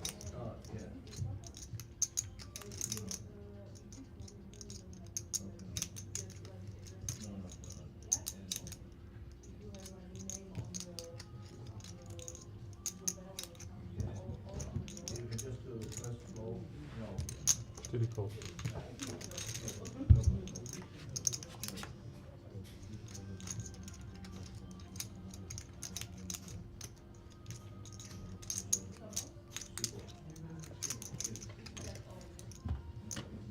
Three bet 1 million each. 3 bucks.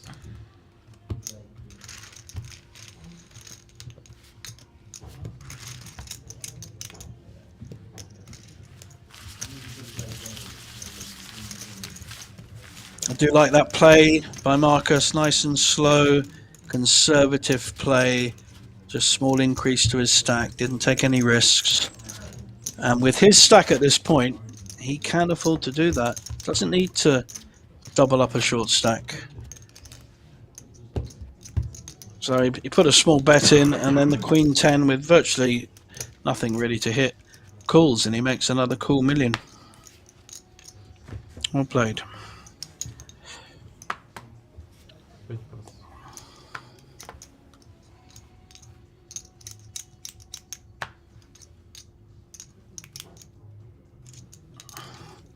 Is he tempted to shove here with the Queen 5? No. Tina should be raising here with the King Queen. Don't want to see any calls on the button. Come on. Bet she calls just to spite me. Should be raising here. Raise 1 million. Thank you. 3 bucks. Round to Mr. Kovac, who will not be calling with 9-2. So, been a bit too many limped pots on this final table. However, the blinds really are quite punishing, so it's a tough one, that one.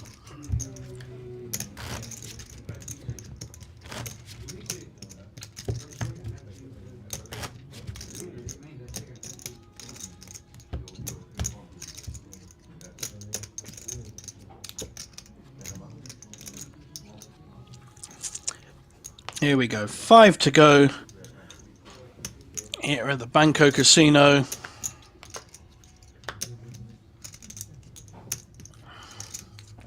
Scandinavian Open Poker Championship.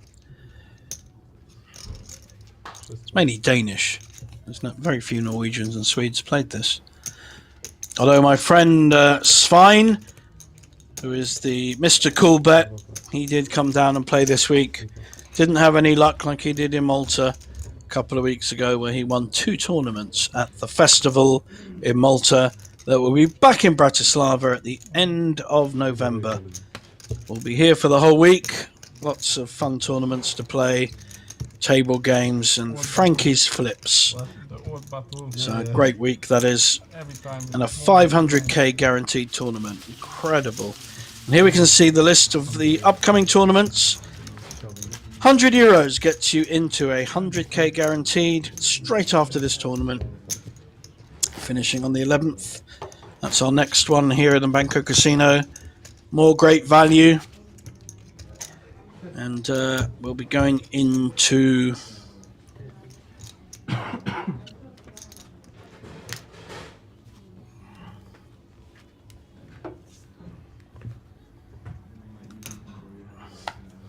the Banco Casino Championship at the end of June. That's 150k guaranteed for only 130 euro buy-in. Great value again. This time Mr. Kovac has the big slick. All in, he's just pushing with it. No nonsense. I've got ace king. It's going in. If anyone has a hand to call with, good luck to you. 9.7 million It looks like a big bet, but he only has just under 20 big blinds. So I don't, rather pick up a small pot than lose a big one. And Ace King is only 2 high cards. It's honestly a hand I really don't like. I just don't like Ace King. Its value is great at this kind of point towards the end of a final table, where you can use it to put maximum pressure on, and it still has the potential of winning a pot. But early on in a tournament, I hate it. You get called by 9-7, they spike a 7 and win a pot from you. But there you go, that's life.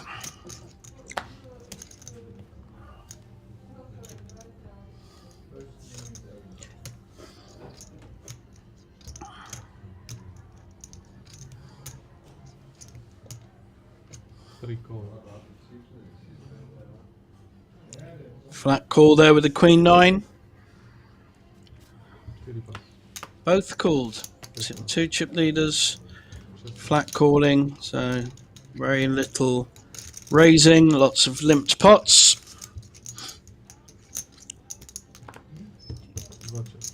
Tina on the big blind this time just checks it down. Can't see a hand. Not a great flop for Marcus there.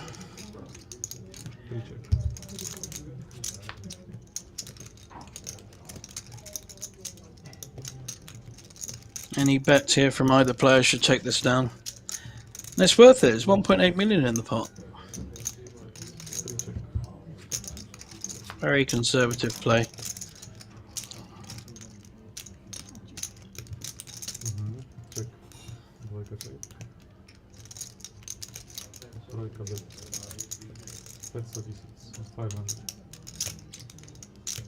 It's an odd bet. I'm not quite sure what he's representing here. There's no bets earlier.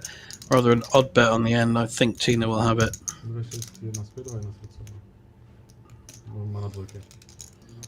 Can't see what she had, but maybe a pair of 6s or a 7. Don't know what she had, but she knew where she was. That's not a good bet on the end. There's no story to it. Here's the Poker Belgique Masters. That's in mid-July. 250k guaranteed for only 200 buy-in. It's another great value tournament coming up. I know people coming over for that one just because of the value, and it's a great week with some really good side events.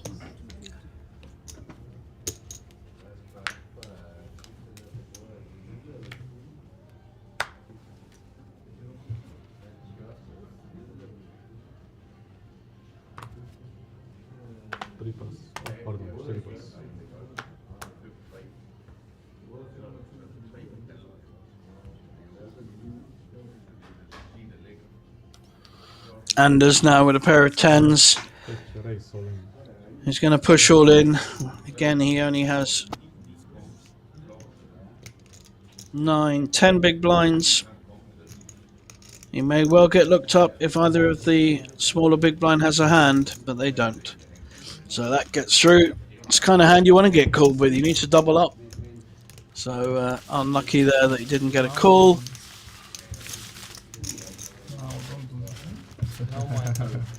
No.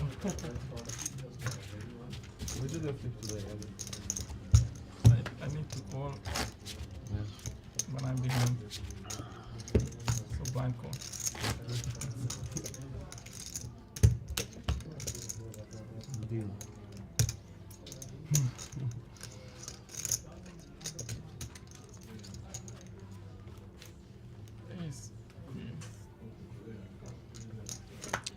Our next hand. Yes.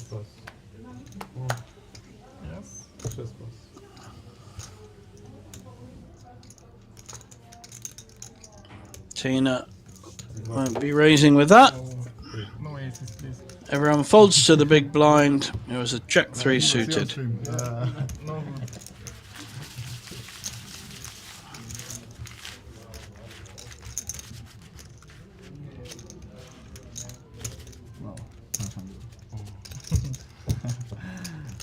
I was hoping I was small blind. Or that we put the blinds back down to 250, Yeah, maybe. so we can actually play. 6 million, huh? 5.7. Okay. Just pass.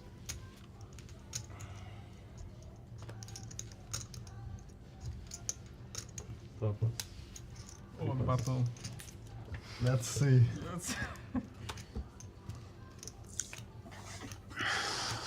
Okay. Give. Small blind's going to give this up. Just Ah, benefited that's from a big blind. That's the problem with battle. Very passive table at the moment. Everyone waiting for a kind of hand to make a move with, especially the short stacks. And that's the problem when the blinds are so high. Windows.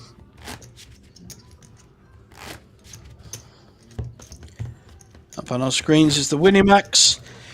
That achieved a record 2,500 runners last year. It was an amazing event. It's a French online operator, and an awful lot of French came to Bratislava, and I'm sure they'll come back. I lost 500, sorry. 6 blind top there. 9-7 suited. Like to see a raise here from Tina. Can use her table presence to play a hand, but she decides against it. She really is playing very solid, very conservative poker. Aces? The advantage of playing that kind of, having that table presence, is you can make moves with hands like 9-7, but she's literally playing solid. And a small blind, big blind. He has more chips than the big blind. Is he going to make a move with 10-7? Can't really call, because if he gets raised, he has to fold. Oh, he has called. My bad. Oh, wow, he's up against 3-2. Poor Polish player, unless he hits a magic flop. This could be a split pot.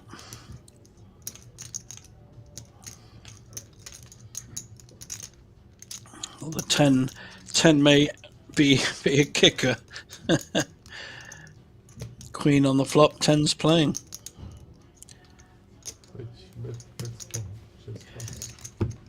He's played that well. Picks up a small pot. He realised that Anders was pretty weak there. Sorry, that Philip, our Polish player, who is under pressure now. There we see the banner for the festival coming up at the end of November. So we can see only 5 big blinds, 2.6 million. He is on the small blind now. He pretty well has 1 round to get his money in. It's going to be, if he doesn't play this hand, he's then on the button and then has 2 or 3 choices before he's back on the blinds. And he will get blinded out with a small and a big blind ante.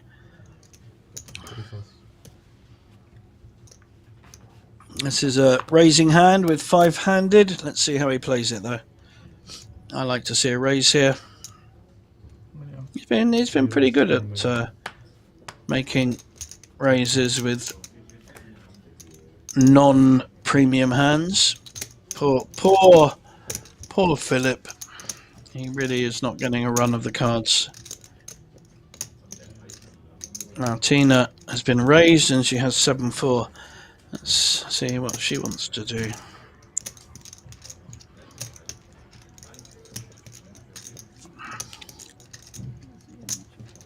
Oh, nice. How much you got? I like this. How much you got fold? I don't like that. I like how much you got and then raise. And she probably would have got it through as well. She has to start playing on her very solid table image at some point with hands that are not premium. Now she may not want to do that, and I do get that. It's her choice, obviously. Just my views.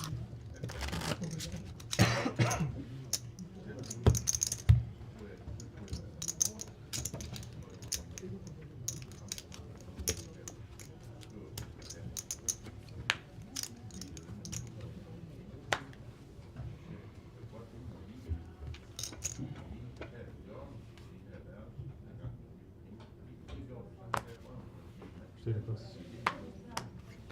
5 plus.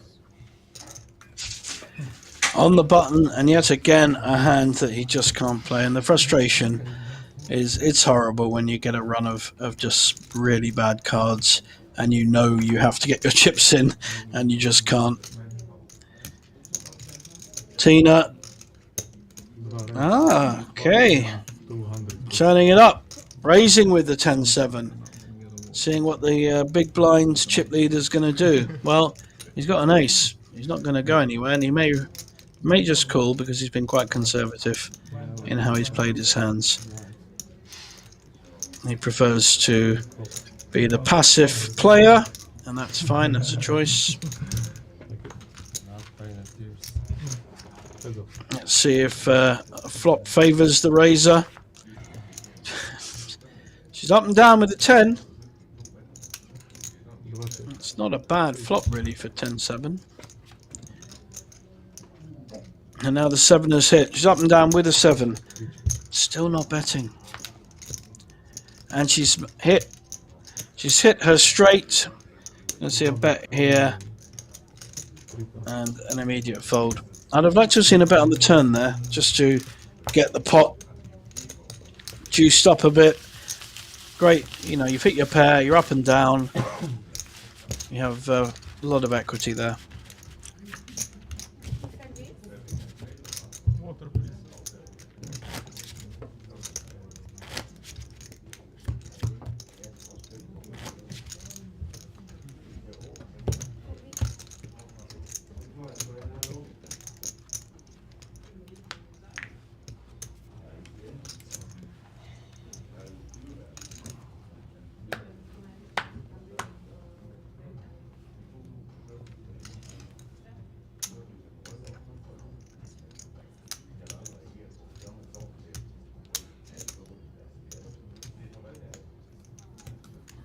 Nice ace king for Anders. Fetch raise, 1 million. Just a small raise though. He's looking to maximise his return here. He's hoping someone has a hand that's good enough to call or even raise him. And he's got one player to go through the big blind.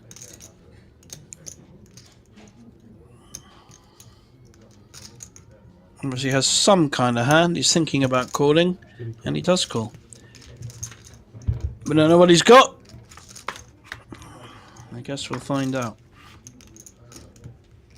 Top pair, top kicker for Anders. It's a pretty good flop, but there are 2 spades and connectors on board. We don't know what Kovac has had, so this is a blind hand to all of us. He has checked it, and we think we'll see a bet here. Small bet. Feel a bet again. Trying to get the call with what he thinks will be the leading hand at the moment. Got to be looking though at those combos, the straights. There's a straight that's made to a 9-7. There's spades. It's got to be a bit careful here. We've only got top pair, top kicker. 2 pairs are also an option here. Anders gonna just check behind and play this a little more conservatively. He is the player at risk. He has half the stack of his opponent. Nope. Gonna make a strong bet, which he has done most of the final table, to be fair. He's keeping very consistent. If he thinks he's ahead, he puts the pressure on his opposition. Let's see what Mr. Kovac does.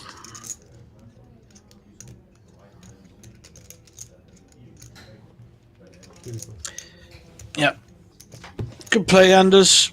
Got probably maximum from his ace king there.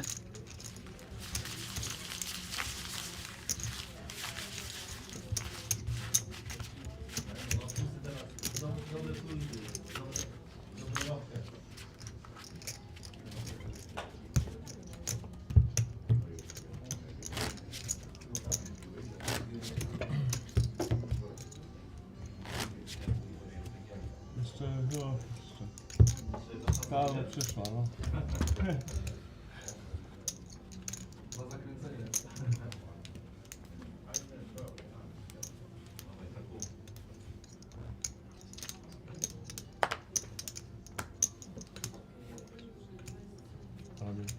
6 raise all in.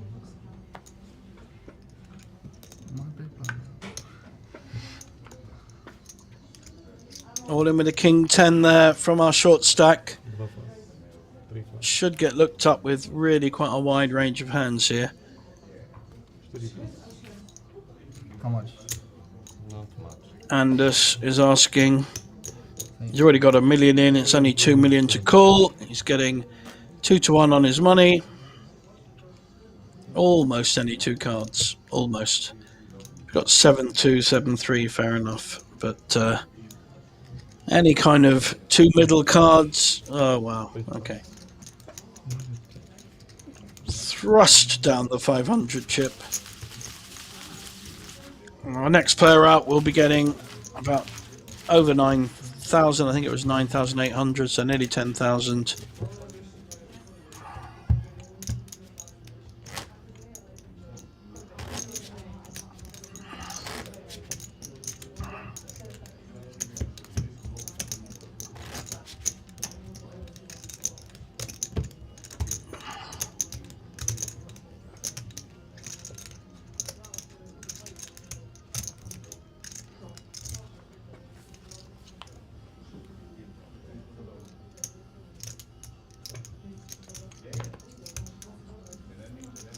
Tina with a jack 2 suited. Marcus now with a much more playable ace 9 suited. Sure we'll see a raise here. He does like a call though. Very, very passive player. Very passive. It's working out for him though. He is the chip leader on this table. And I think people realise that just because he calls and not raises does not mean he has not got a good hand. Philip has hit his King, queen, king and spade over. Let's hit this flop, I think. With a 4. Just second. But the original raiser will probably follow through. It's a small bet though. This is a decision time. Do you go with the 4? Nope. So, oh dear. It was actually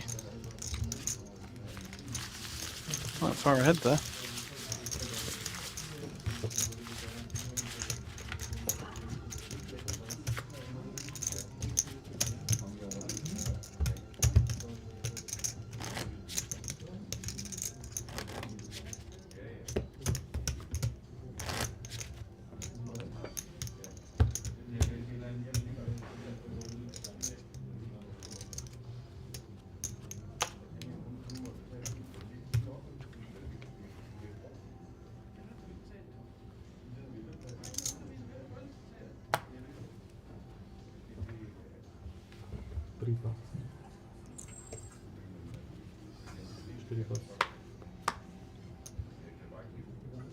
Anders on the button with 10-7.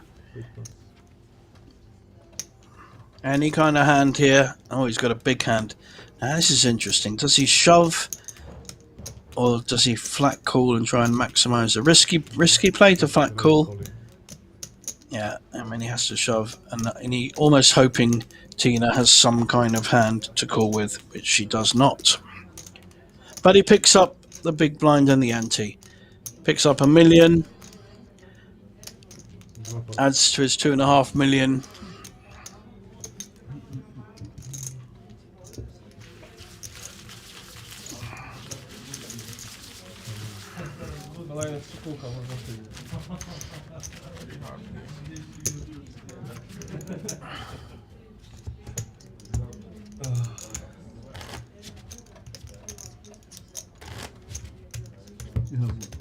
Here we see our chip stacks ranging from 41 big blinds to 7 big blinds. Marcus, our chip leader, definitely the more passive player on the table, although it's got to a bit of a lull and there's quite a lot of players playing passively.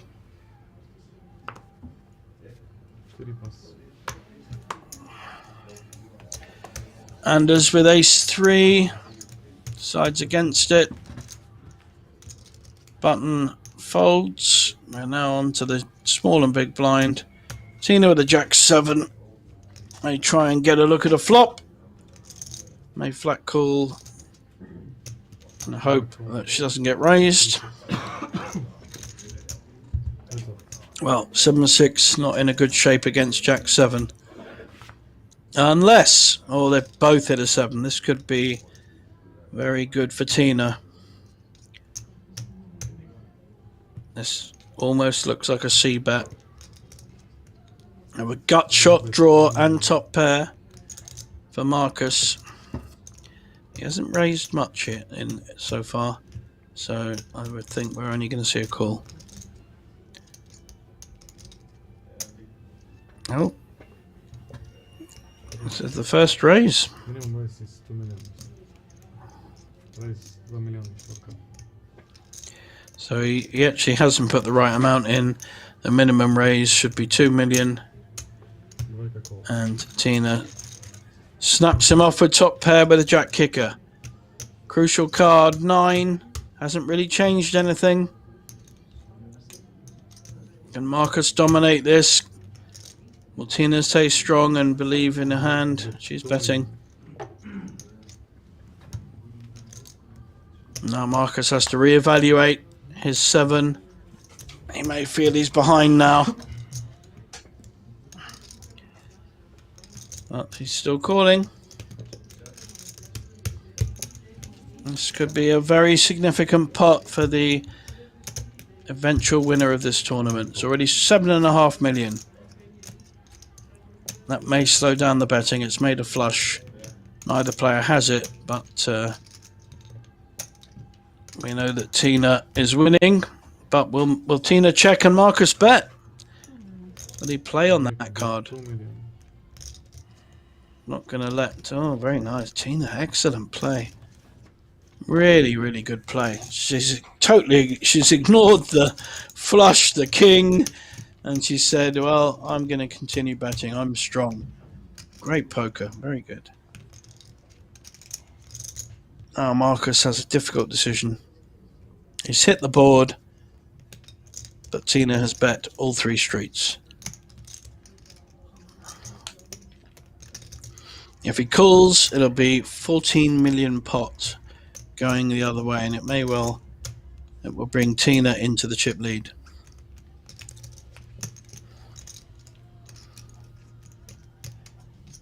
If he folds, she'll still be in the chip lead, but not by as much. And a very interesting hand, this one.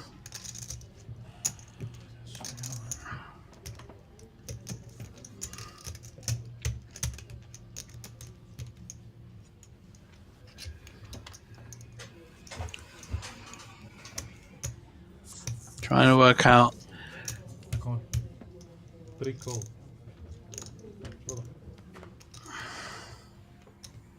And he gets the bad news that his 7 has been outkicked by the jack.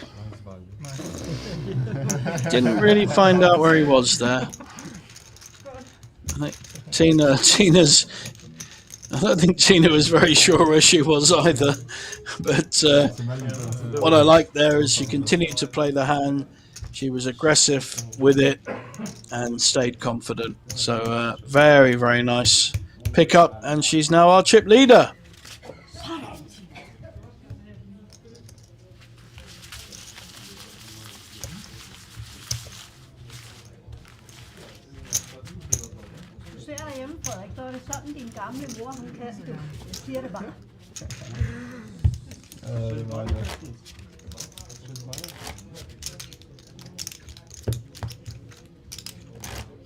Spelar han oss pool eller?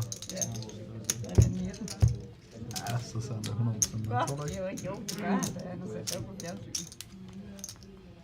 Eller en vidare. Small blind, please.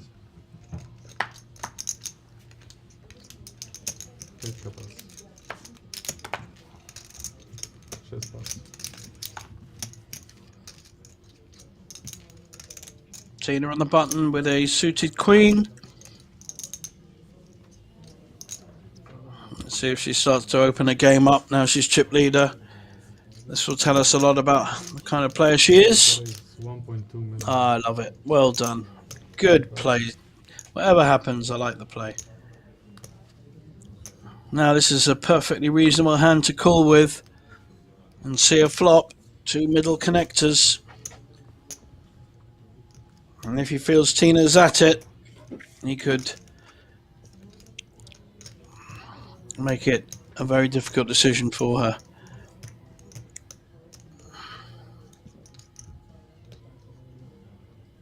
Looks like he's just calling. Over 3 million in the pot. Mr. Kovac is the player at risk, and Tina is in position. Not a good flop for either player, but Tina was the original raiser, so I'm expecting her to 3-bet this, c-bet the flop. But she has been very passive, so she may check. I like it. Yeah, just the threat. Excellent play, Tina. Use your feminine wiles and beat these boys up.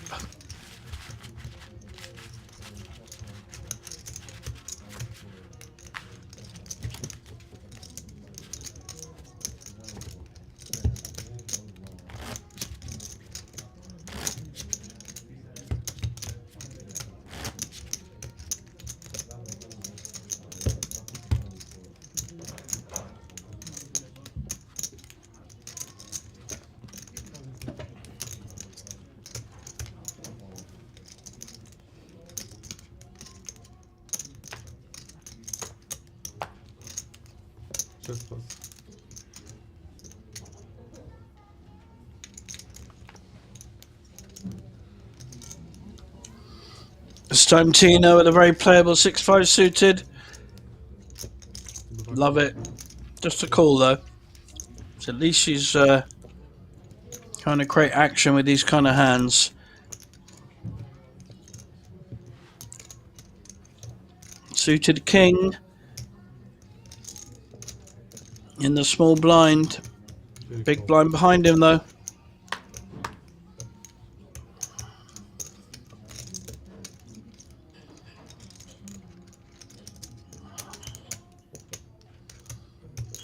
Using his table time to try and emit some kind of strength with his 4-2. Now the 6 hit and not a lot else. Who's in position as well. She's going to see 2 checks. Does she want to put a feeler bet out? She does. Playing very, very good poker, Tina. Very good poker. Well done.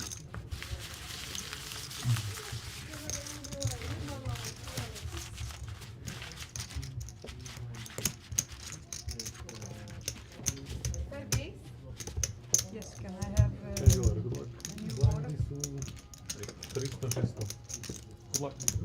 Thank you. Have a change of dealer.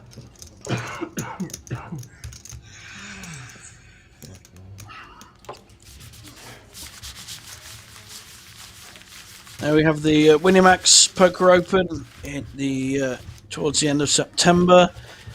Huge numbers last year, 2,500 runners, hit all sorts of records. And we have our current tournament chip count, 23 million down to 3.6 million. Only 6 big blinds, but he's held on well, he's laddered well, to be honest. Our sole Polish finalist, Filip Piotr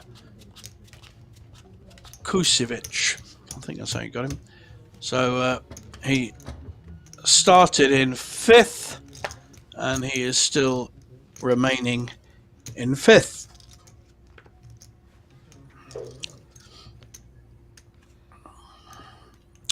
Dominik Kovac, who we can see on the right of our screen, he has made the most progress. He was our short stack when he started the tournament, and he's now in a much stronger position. Ace-9 raise. Tina, the blinds are up to 300, 600, and she's put it 1.5 million. Philip has a hand he wants to push with. He'll certainly get called. Ace-9 is playing Player at risk has Og smykker.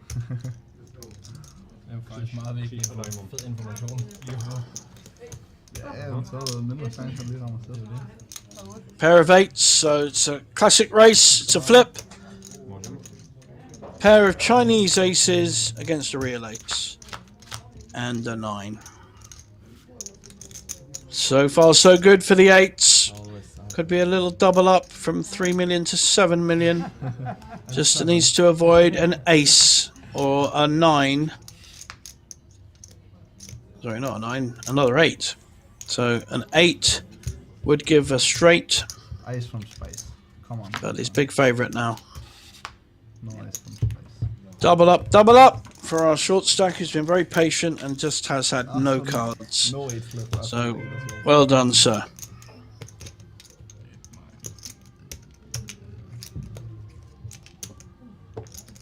$3,025,000. So fucking stupid, man. Let's play like who gets the cards. Yes. Yeah. Thank you. No skill.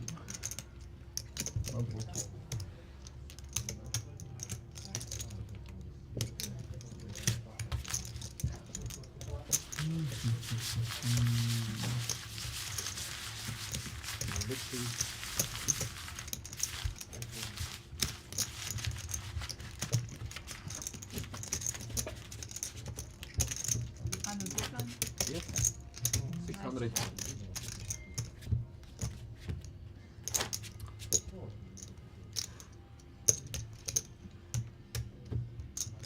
Small blind, sir, please. 3.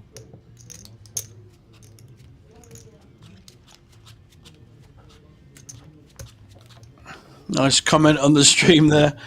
Flip for Philip. And of course, he won that. So there's our. Someone was asking earlier, the payouts 9,200 for 5th place, our next player out, coming up to 41,000 for our winner. Chances are there will be a deal between 2 or 3, possibly 4 players, so we'll see what happens on that count. But it often happens here at this level. And deals are usually the right way of going, but we've got a Jack 10 against Jack 9 suited. Are we going to see action? Wow. Jack 9 suited raised. But Tina's not going anywhere with ace 10. How's she going to play this?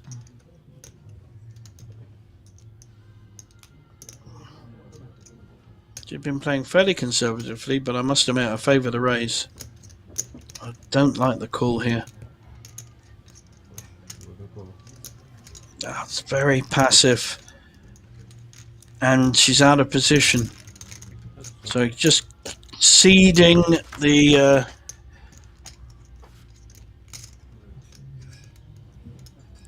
play to Mr. Kovic, except she has hit a race, and lovely, she's slow playing it. She's going to let him hang himself if he chooses to. Yeah, he's following up. I think we'll just see a call here. She seems to play very cute how she plays these hands where she feels she's ahead. She doesn't need to raise, although there are spades there. There are possible draws.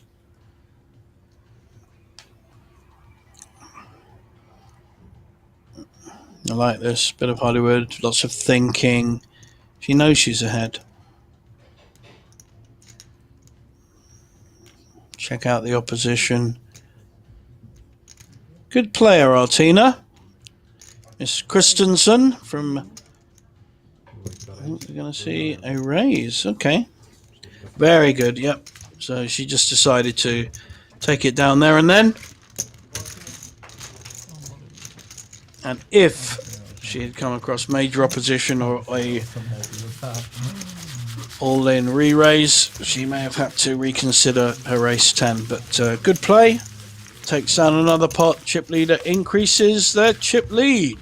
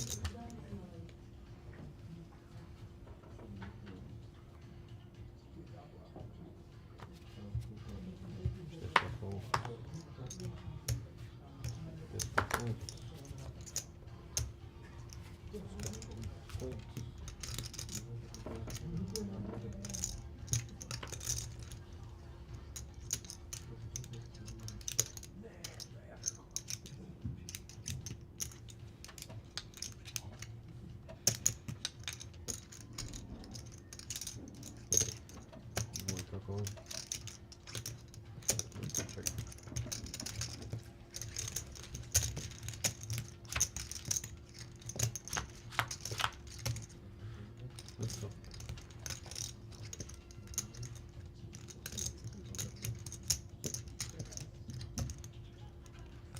Do I cut check? Do I cut check?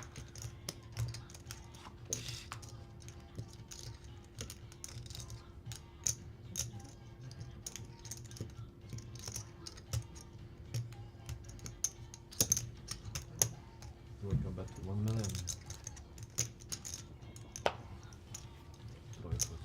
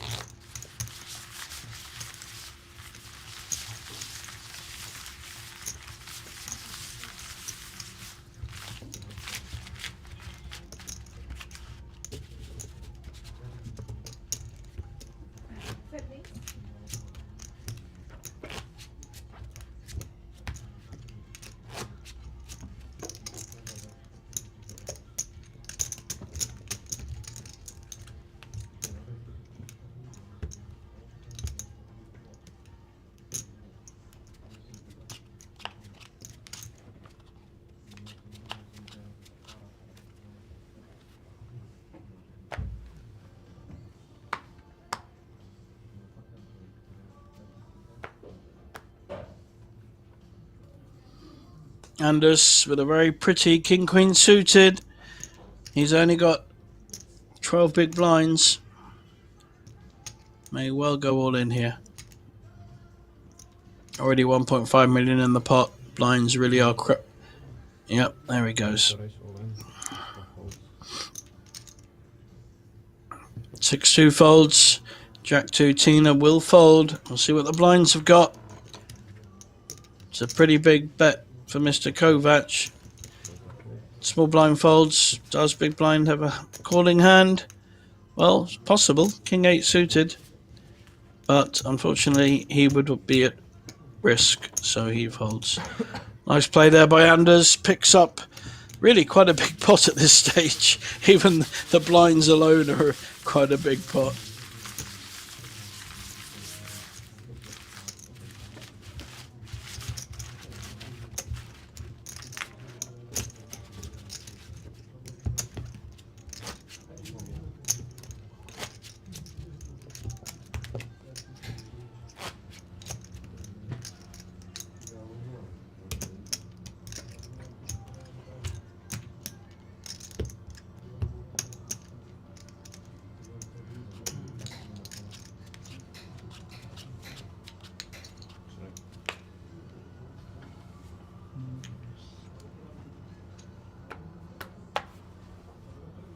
Just go fold.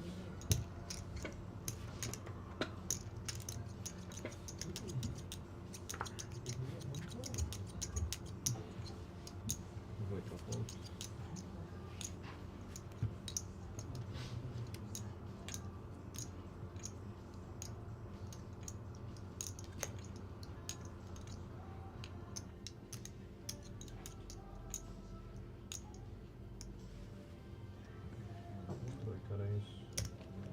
Sir, please, 100,000 more because 1.2 is minimum rate. 1.2.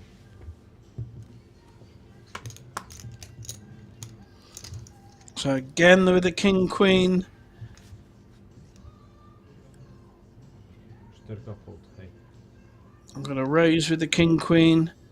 Anders thinking about playing his jack-8. It's not costing him too much to have a look, but probably knows he's behind at the moment. But he's going to take a look. Brave man. We have Christensen against Christensen. I hope my pronunciation has pleased everyone there. Got a bit of criticism earlier. That's because I misread the. And 10-10-5. Not a great flop for either player. We may well see Marcus, the original aggressor, betting this flop. Yep. And it's the right play. But will Anders read a weak bet? No, he'll just fold. Very passive play at the moment on this final table.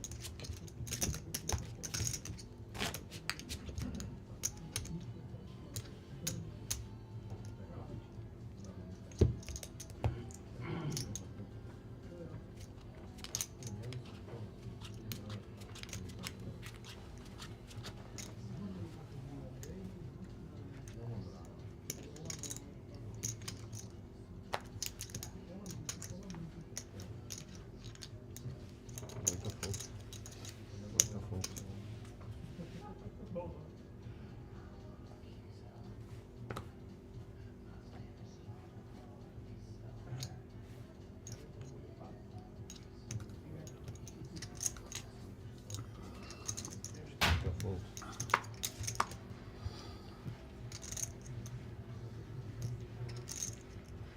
Anders on the small blind against a small stack, taking a look.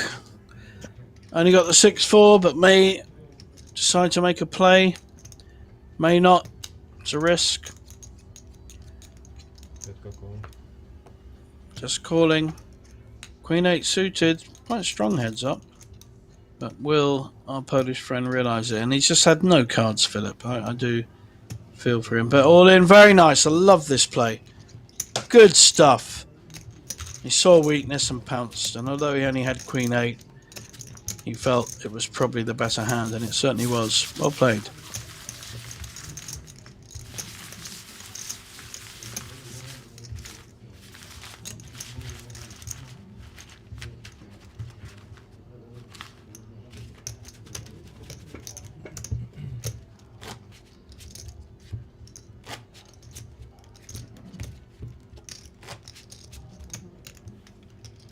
Big blind, please. 600,000. Thank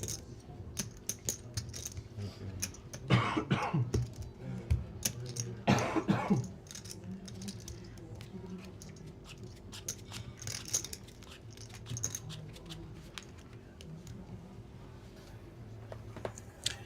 Since we've been five-handed, we've not really had a match-up. We've not had two big hands go at each other. And it's been very passive play. Not an enormous amount to learn here, and not an enormous amount to commentate on either, to be honest.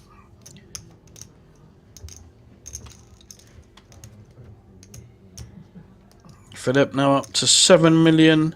So that gives him 11 big blinds. He was down to 5 big blinds about an hour ago. So he has, at least, he's still in the game. With the run of cards he's had, he is due some cards. He's due some decent hands on the balance of probability.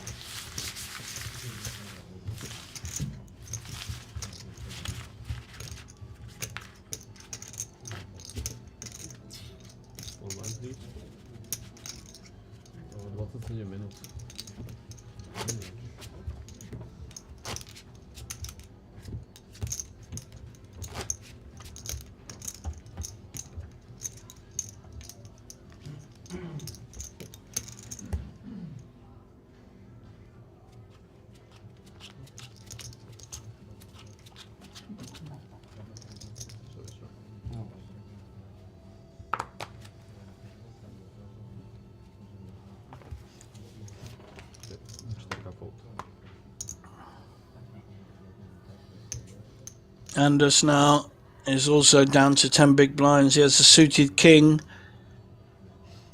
At some point he does need to make some plays. 6-3 suited for Philip. Similar amount. Very conservative play by everyone. 9-10 with our chip leader.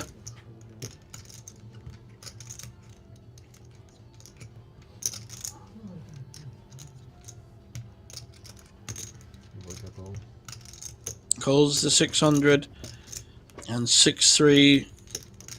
Another player already folded 6-3, so he's not going to not looking too good. That's a pretty good flop for 9-10. Hit a pair and up and down. Tina, nice check there. He's not going anywhere though. How about 3 10s and an up and down? Oh, cheeky check. He's going to bet on the end. Definite bet on the end. Small bet, 1 million. Hope she gets called. Even less. Love that. 700. And we know that 6-3 can't even call. There's no way he can call. So, well done. Another hand to Tina.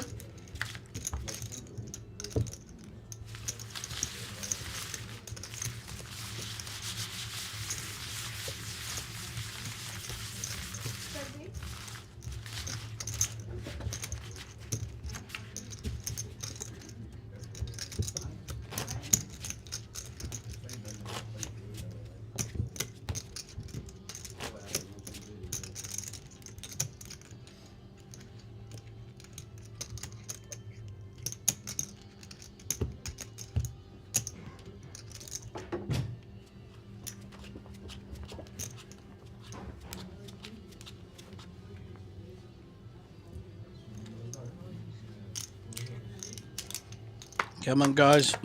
Excuse me. We need these two big hands. Need a clash. We need the old ace king against tens, something like that. Tina on the button. Like a fold. Folding. Like a fold. All in hand.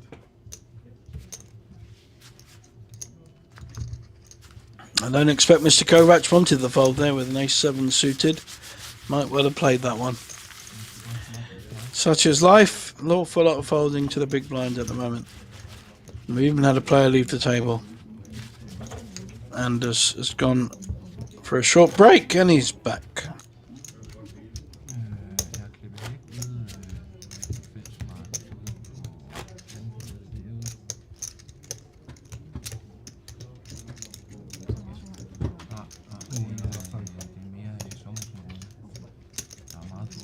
Nobody forward, but I'm not Altså sure. selvfølgelig på Ekon også. What? You can have. It's always nice to, especially in the big times, when we're playing like this. Især når man er god, som jeg er, ikke? Altså med sten og fire, She skal fold. så er det hårdt. Third please. English. Underhand English. Yes. Yes. Wake up, right? Fold.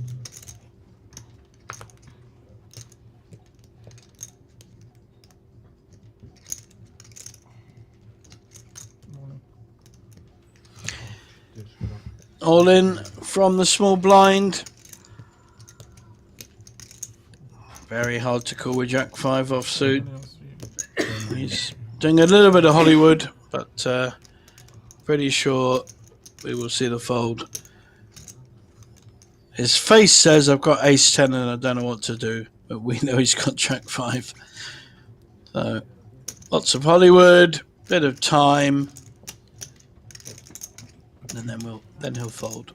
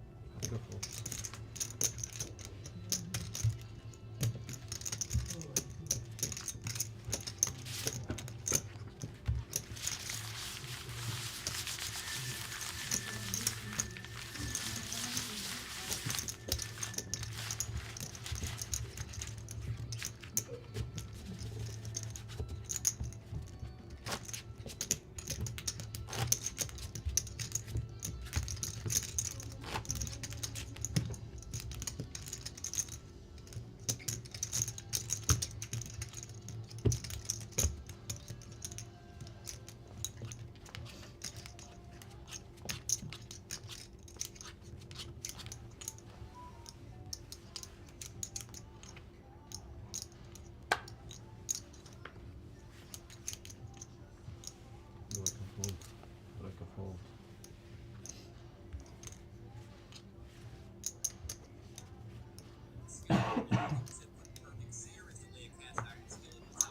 Like a fold. Round to the small and big blind. Anders, we don't know his hand at the moment. He's on the small blind.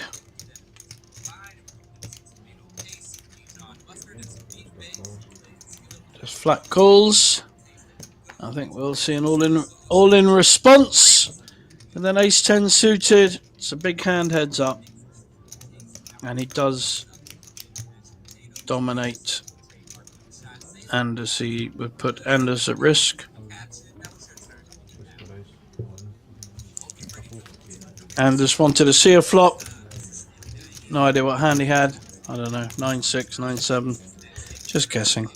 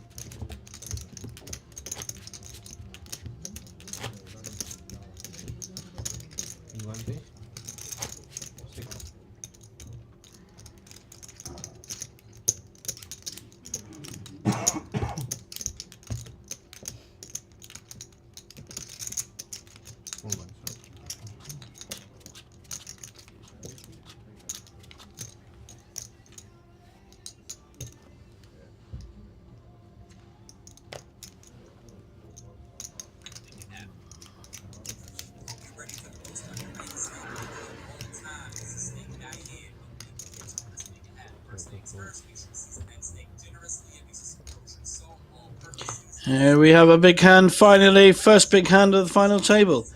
We have not seen a big hand. The odd ace king and ace queen. In fact, ace king lost to ace queen earlier. So here we have aces. Just going to make small raise, min raise. Good enough for Alva. Hoping and praying someone has a hand and pushes. Well, this is a possible all-in push with king queen. It really is. Could Philip get knocked out in fifth? I mean, it's a raising hand. It really is. King queen with five-handed. He's just going to be very, very unlucky when he gets snapped by the aces. If he goes all in. Let's see what his spidey instincts say. No, he's gone all in with a king queen. That's going to be a fold and a call. Mr. Kovac should double up here. Yeah, Queen. But it is Kovac at risk. that's fine. So even if he loses this pot, he will still have 2 million. Well, Do you have more? 3 big blinds basically. Evil. Philip has been very unlucky. He started in fifth, and I think he may well end up in fifth. I mean, if it's even, it doesn't really matter. Yeah, game over. Jack done. Jack done. Jack done. And we've our fifth place finisher, Philip from Poland, picks up 9,100 euros. He's drawing dead. Maybe you're not dead. Snagways. What a time to wake up, huh? What a time.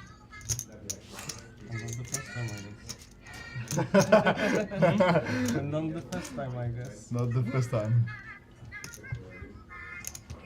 I mean, we all woke up, right? Please just cover. 550. Then I'll go for Jetson and stuff.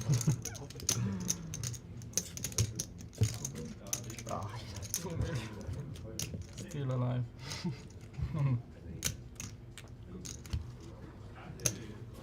Oh.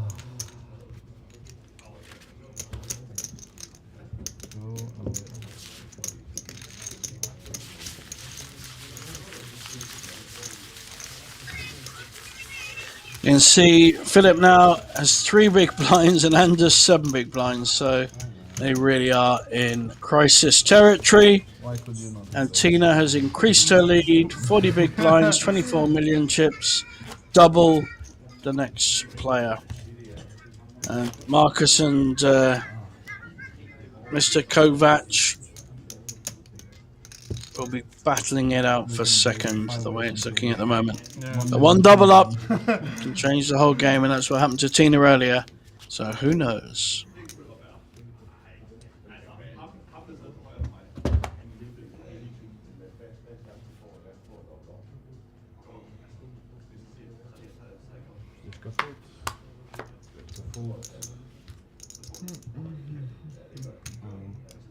Just got race all in.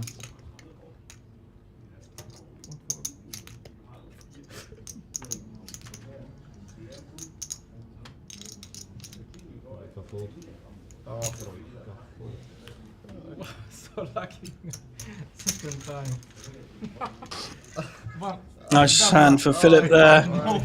Able to shove with his ace jack. Doesn't get looked up. Big blind. It will be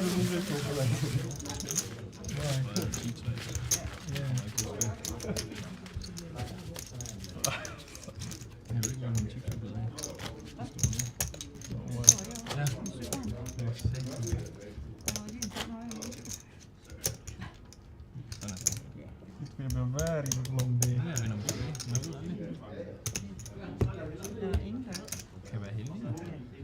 You called me, right? Or you this is 3,500,000. So I cover him. Oh my god. Very funny.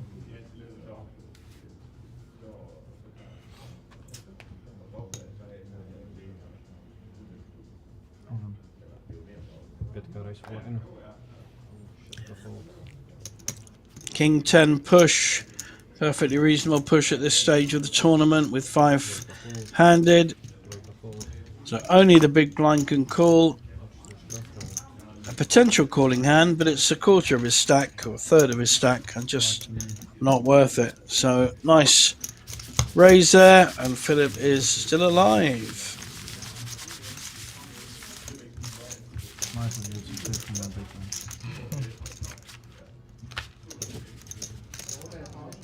one. Om 13 minutter. 14 minutter.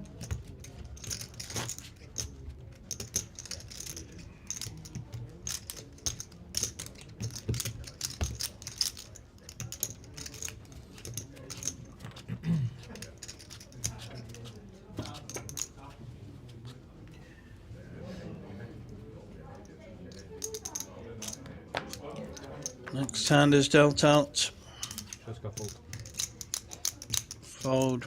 Oh, that's interesting. How will Tina, the chip leader, now in late position as there's only 5 players, how will she play her connected ace? I'm going to be generous. I'm going to say it's a connected ace. She should still be raising with it. See what she does.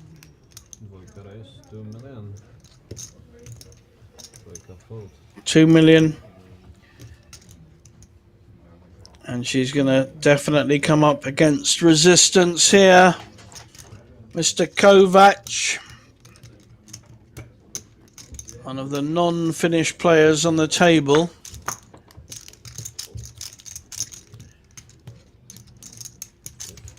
Who started right at the bottom of this final table. He's made the most progress. He's Hungarian. No, I think I just want him to show out, don't I?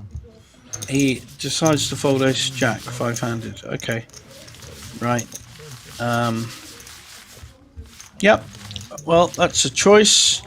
He certainly made laddering choices earlier by not calling off with his jacks when he hit a flush on the river.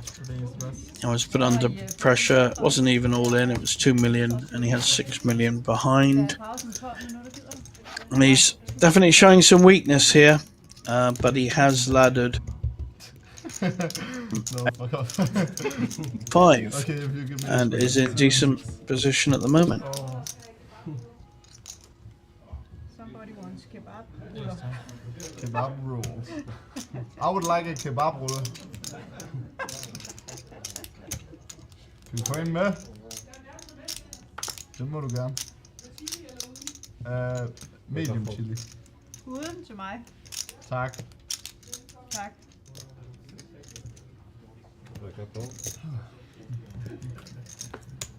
Marcus with a raise for the 2s. No, he's just called, sorry. 6 on it. Yeah, 6. Call. Anders for the king 10 he had before. When he raised, certainly should be looking at a flop, if not raising. And the short stack is behind him. We've got 2 very short stacks here. They're now thinking of laddering positions because the next place, 5th gets 9,000 and 4th gets 12,000.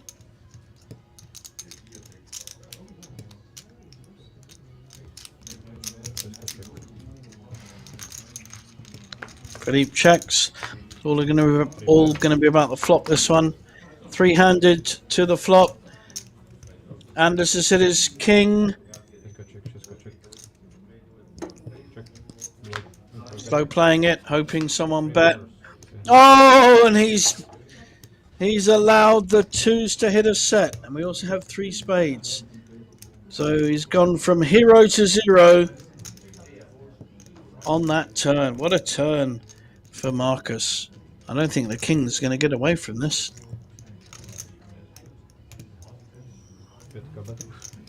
Now he's betting. Wrong time, my friend. Bet the flop, take it down. Marcus can't believe his luck. He's trying to work out how to play this. He only has 3 million behind though. Might as well just raise. Yeah.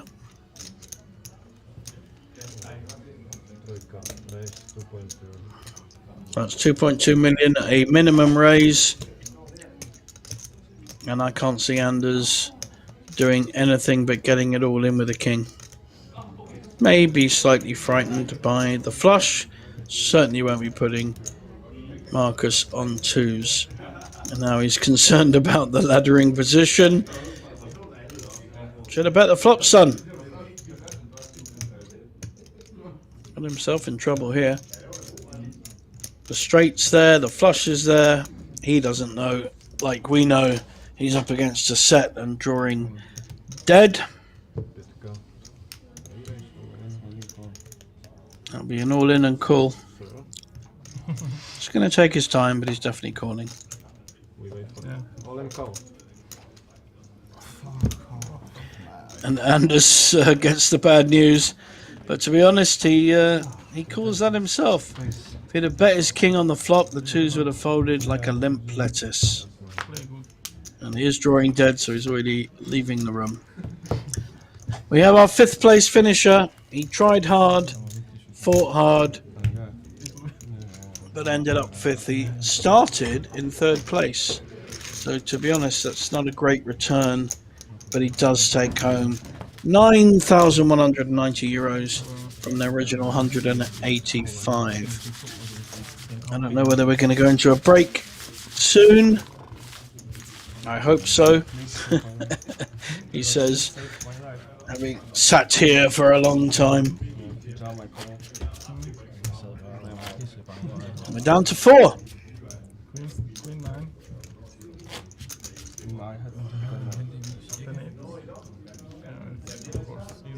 Nej.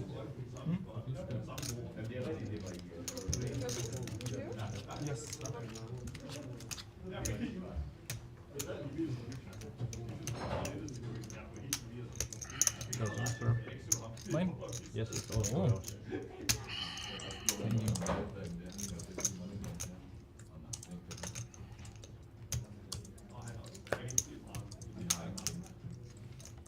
Break a fold.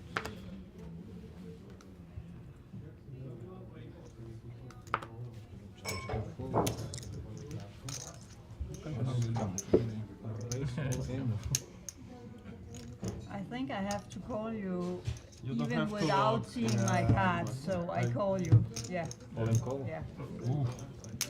We have an all-in All in call? call Jack 10. without even looking at the cards Fair deal. because he's so short. He has 3.5, four big blinds. So the Jack 10 has called the Ace Queen. The Ace Queen is at risk. And Tina's quite right. I'm not even going to look at my cards. I'm just going to call you. You could have anything. It's a good flop for the Ace Queen. Tina needs to spike a Jack or a 10 to knock out our 4th place finisher.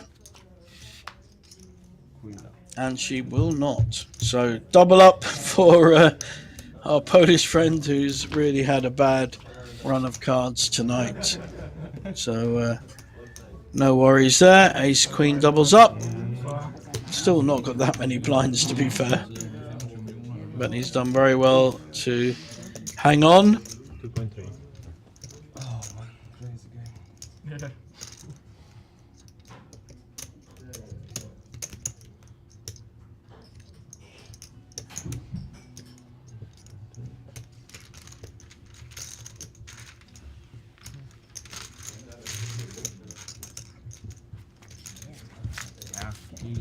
Healing. Ja.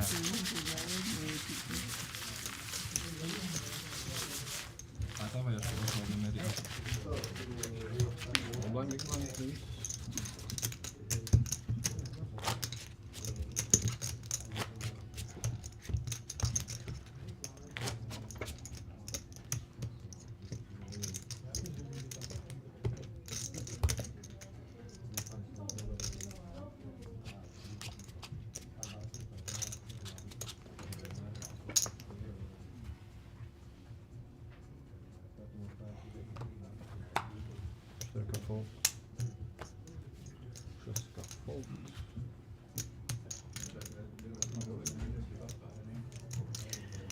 This time Tina with premium hand, 4-handed, pair of 9s. on the small blind. See how she plays it. I'm sure we'll see a raise. Just the threat, and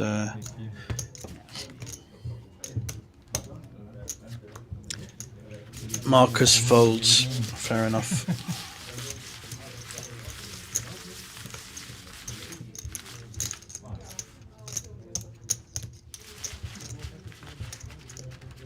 Answer, position drain, and 300.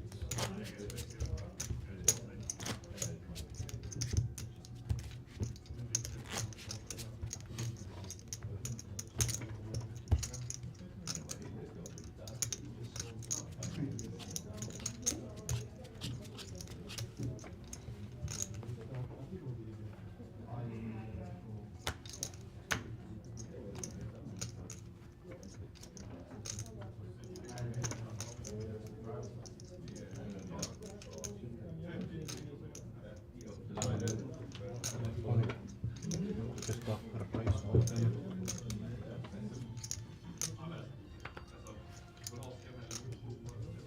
Wake up food.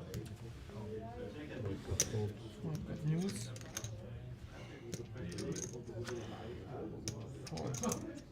See this. Fuck. This time our short stack has ace king, but is not going to get any action. Now starting to pick up some hands, so vital time for him because he's so short. But decisions now with the blind so high, you're almost making all-in decisions if you want to play a hand.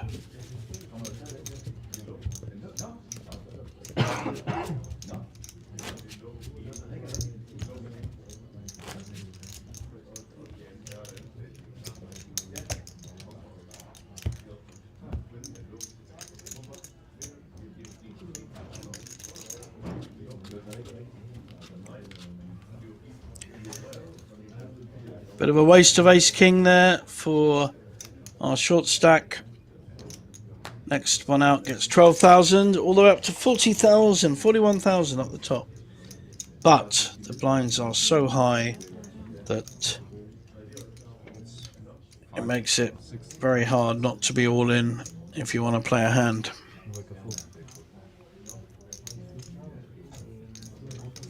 Marcus with a king 6 suited on the button. Is he going to use this and make a play? Sides against it. Dominic, who's certainly been the luckiest player on the table, also folds round to our short stack big blind, who has 7 million. He still only has 11 big blinds, but he's gone between 4, 5 big blinds and 12 big blinds most of this final table.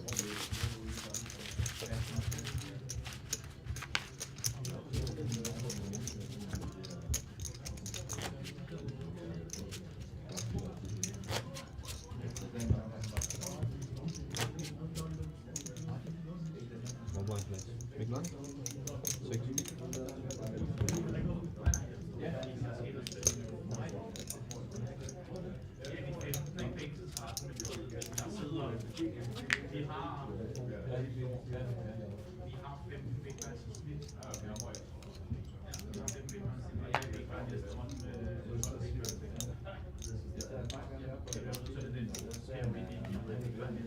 Wake up fold.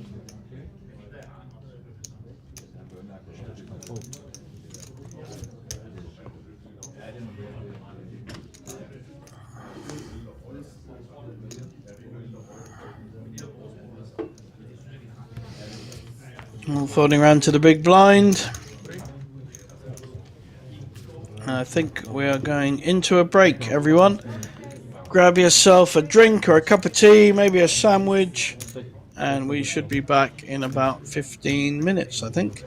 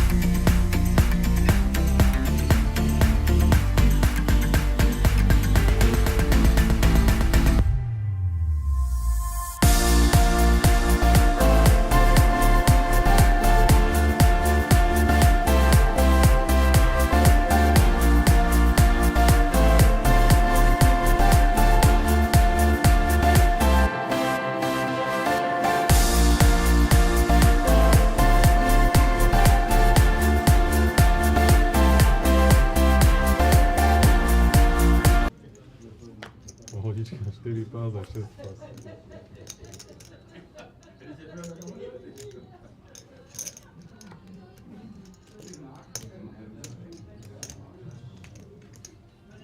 Два кола. 3 чек.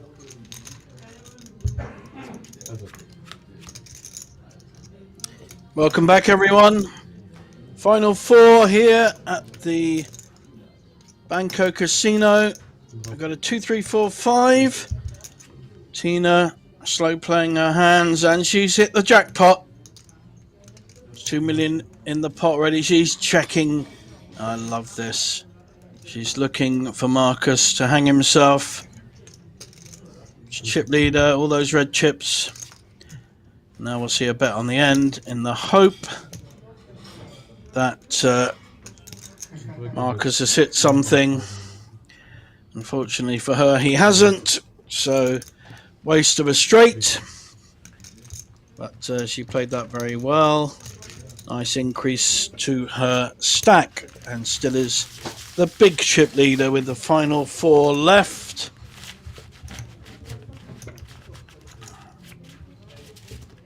Here at the Scandinavian Open Poker Championship.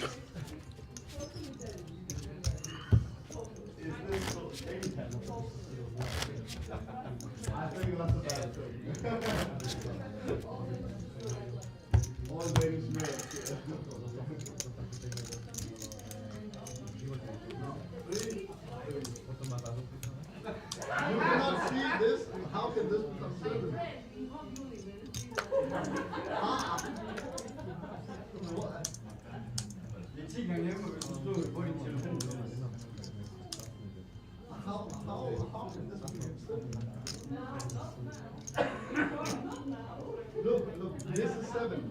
This is 7. 6 пас. 3.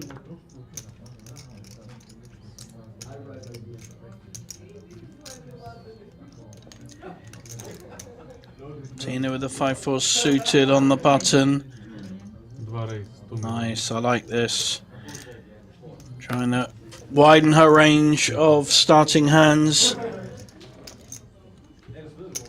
As 3 pass. got to realise it's very hard to pick up a big hand, and raising will often get through.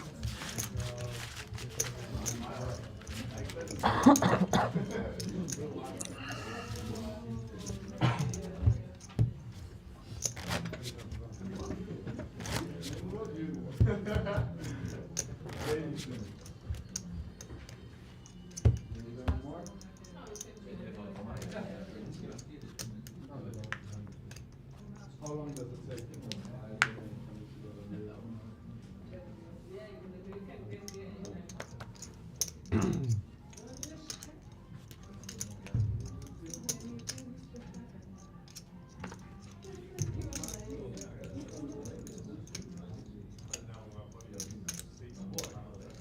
Два кола.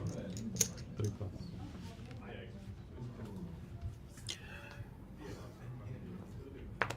Just calling the 800k big blind with the 4 кола. 910. But our shorter stack has a premium hand, and he will push all in with the kings. And I expect both players to fold. Although he doesn't have that much more. It's only 5 million to call.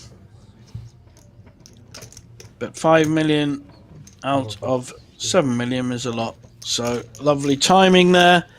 And for the run of bad hands he had in the first few hours, finally Philip has some hands and actually moves into 3rd place. So we have 2 Danish up the top, both Christensens. Don't know if they're related, probably not. And then Philip, our Polish friend, is in 3rd, and Mr. Kovac, just like saying his surname actually, Dominic Kovac, who started this final table of 8 in 8th place, has done very well and has run extremely well. He's hit pretty well every draw he's had to get up to at least the final four. This time Marcus flat calling an early position with King 6. Now this is a shoving hand, Jack 9 suited. And he has duly obliged. And I think we will see folds all the way around.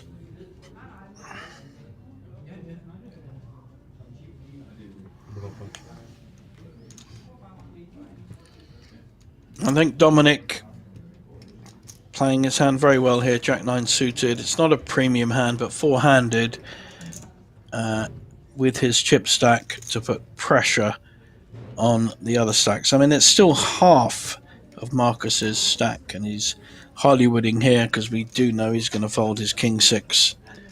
It doesn't play well against any hand. But he's trying to play like he is got a tough decision. We know he didn't, and maybe the other players will find out in the break if we get to a next break. That'll be 2 hours time. We could well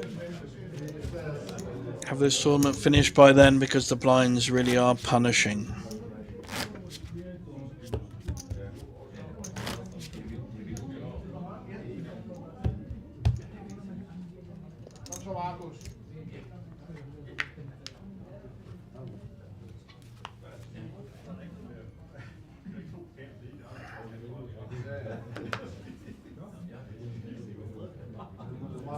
Check out the events on the Banco Casino website. You'll see there are at least one 250k guaranteed tournament every month for the next 5-6 months, leading up to the festival at the end of November, which is a 500k guaranteed main event. Here we have Tina on the small blind with 9s. We're going to see a raise, immediate fold. Marcus doesn't waste any time. I do like that in a poker player. All this tanking and Hollywood can get a bit annoying at times. So hats off to Marcus for not wasting his opponent's time or ours. Yes, can I get water? Water with ice and lemon. Thank you.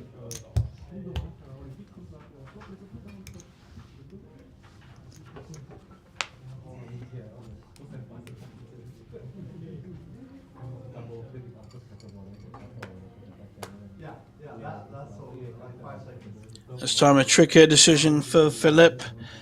He's back to 10 big blinds, which is pretty well the highest point he's been throughout this final table. He did start in 5th, and decides against it. And another pair of 9s for Tina. She's getting these 9s. I think it's the 3rd time she's had 9s. Certainly be raising on the button. At least 2 million.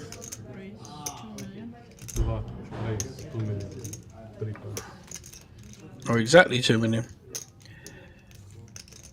And I cannot see Dominic calling here. No. So another small increase to the chip leader. She's playing very good poker, very solid, very conservative, not taking risks. Playing her big hands slower than others may play, and it's working for her very well.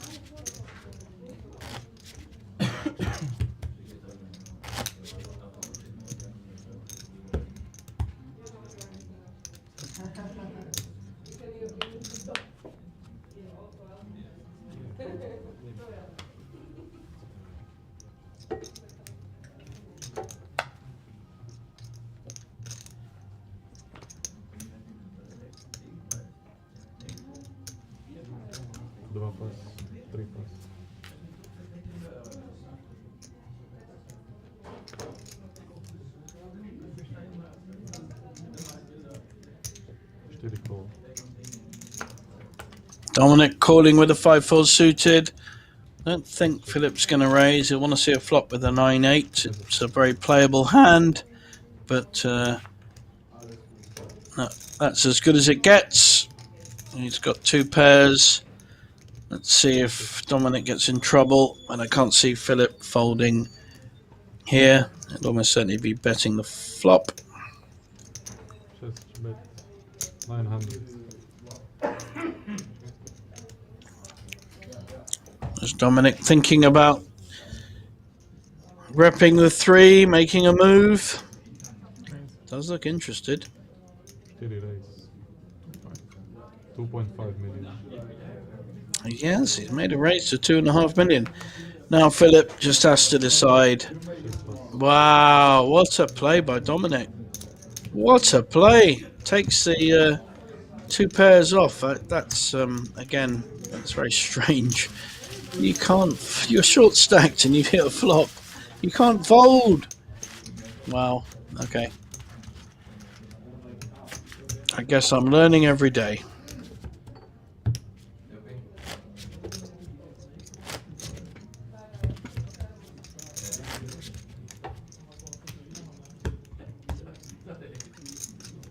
Blind space.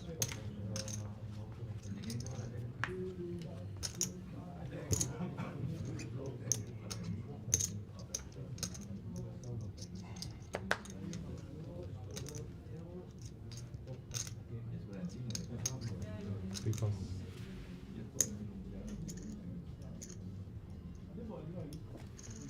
4 pass. And now Philip has a premium hand. He has the jacks. He has my namesake, JJ, in the small blind. How's he going to play it? He's gone all in. He's hoping that Tina has a hand to call him with. He needs to double up again. I don't think she will.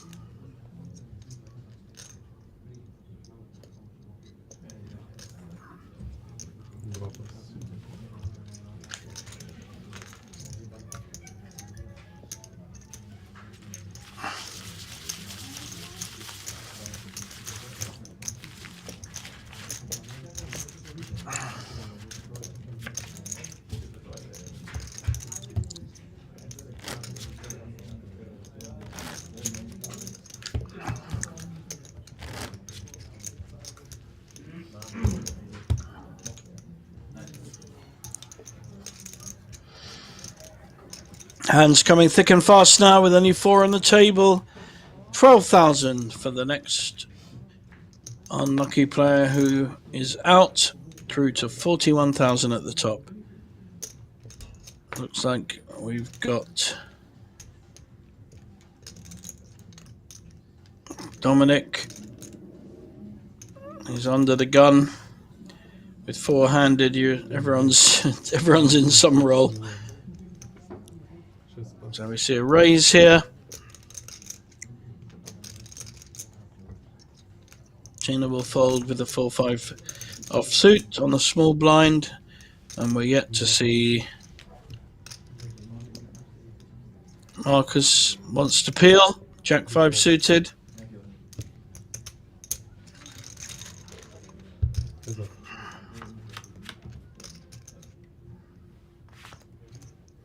And he's hit his jack, although there are 3 spades on board. Does he want to lead into this, or does he want to check call, check raise? Lots of ways of playing this hand. He's decided to play it tough.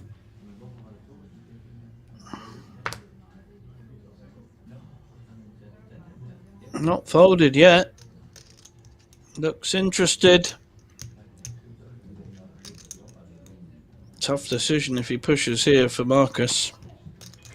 And he does have more chips than him.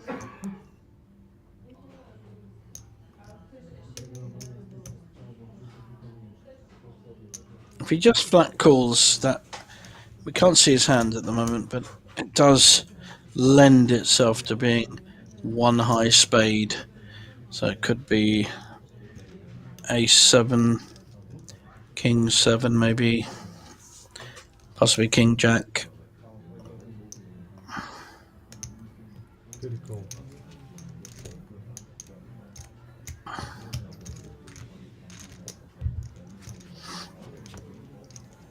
Marcus will not be feeling comfortable with top pair with a weak kicker once he's been called, so he may slow down, but he doesn't. We're going to see a bet here. 3 bet, 1.5 million. 1.5 million, small bet relative to the pot.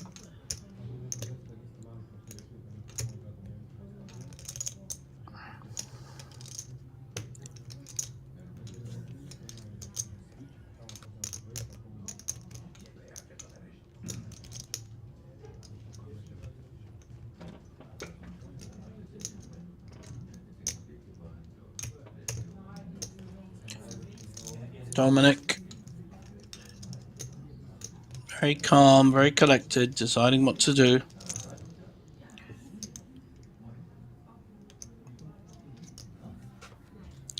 So far, Marcus has called with top pair every time he's been put to a decision.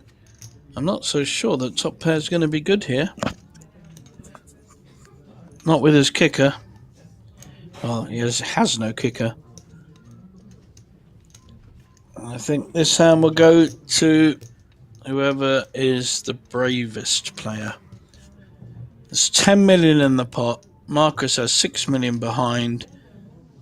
Dominic has just over 6. So it's very close either way.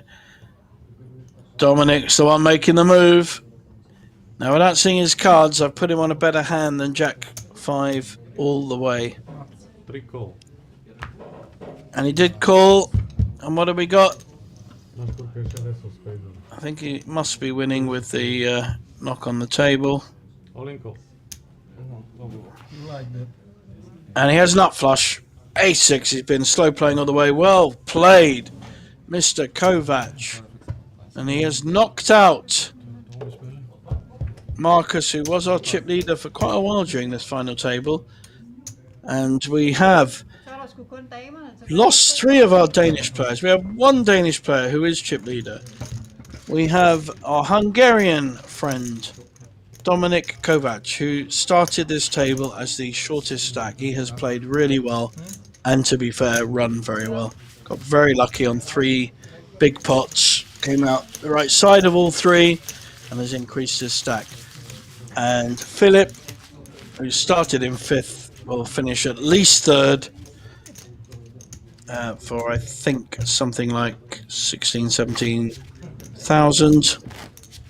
And he's done very well to ladder up to 3rd, Philip, but he only has 8 big blinds. So we are getting near the conclusion of this wonderful tournament with lots of Danes, Vikings coming to Bratislava to try and slay and pillage and all that stuff. In a poker world, obviously, not in reality.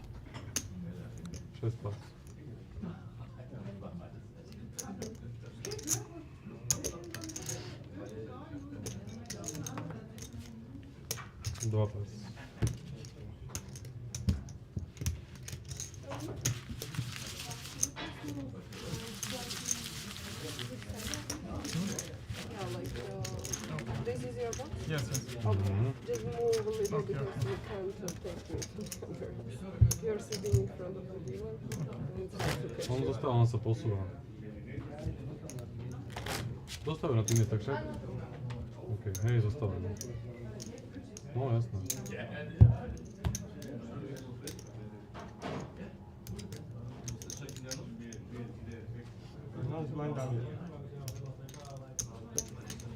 Now we're now 3-handed, so the range of your strong hands should increase. Starts to make ace-9, ace-8 a lot better than it would do on a full table. Let's see if the players adjust for it. With hands like 9-4 and 4-2, it's quite hard. So Philip picks up a pot. We can't see his hand, but it doesn't really matter. 9-4.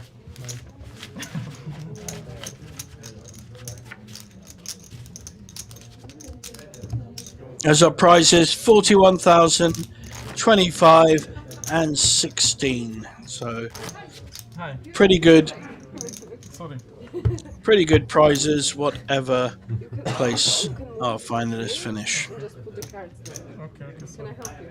Yes, thank you. Now Maybe we make more- message. His feng shui. Oh, Let's play. sorry. Hold on, please. Okay. I need. Dominic being advised by Suze how to get his cards in the right box. Is raised with a Jack-10, and that's a good raise. I think we will see a shove here with an Ace-2 suited, and then that's a difficult call because 7 million is very different to 1.5. Wow, I think he's going to fold. Oh, okay. Three-handed, Ace-2 suited. Much better hand than in a normal 9-handed poker table. Have to adjust. Looks like Tina is. She's calling with the Queen 3. Heads up.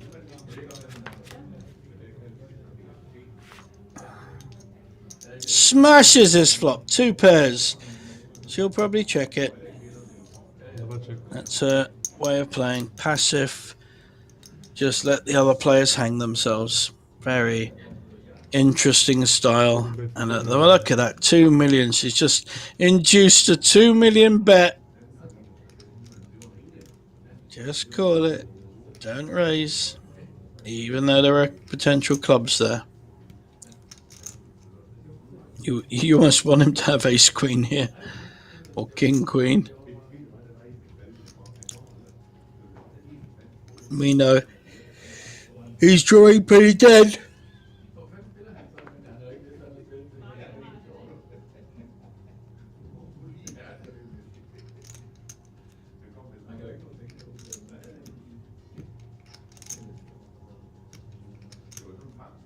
Raise 5 million. 2 raise, 5 million. 4 pass. Made a decision to raise there. May have been worried about the flush draw and took down a good pot. Well played.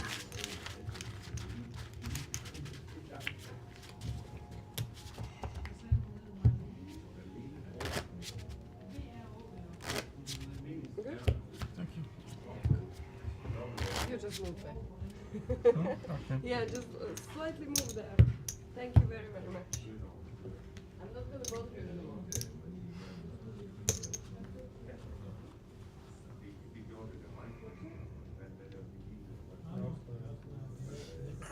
Queen 8 for Philip. He's now under 10 big blinds on the button. Everyone's playing a role. Small blind, big blind, button. There's no rest. Tina with the 9-4 suited. How wide is her range?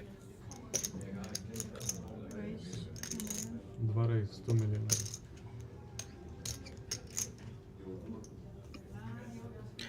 Nice raise there with the 9-4.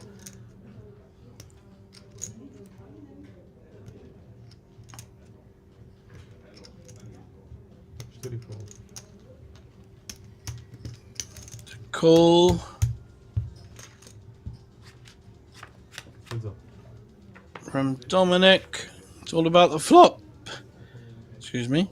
Ace 5-7. No help for either player. Dominic's hit third pair. Bottom pair. See what he does with it.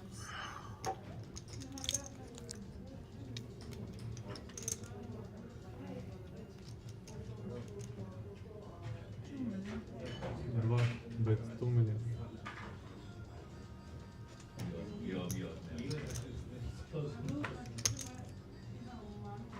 Three call.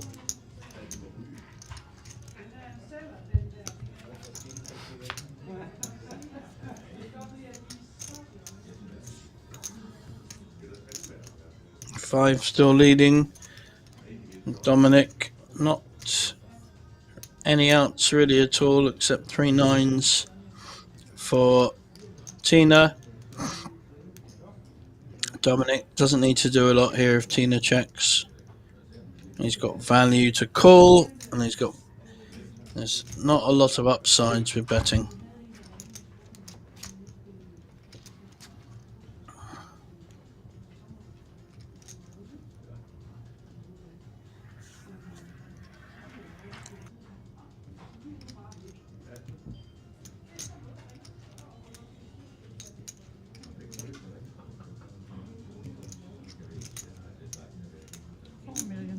Sorry? 4 million. 4 million. This is lovely poker. Strong bet on the end. Half the pot. 4 million by the chip leader. Puts Dominic in the tank. There's an ace there. There's a jack there. There's a 7. All beating his 5. He's made some good calls earlier though.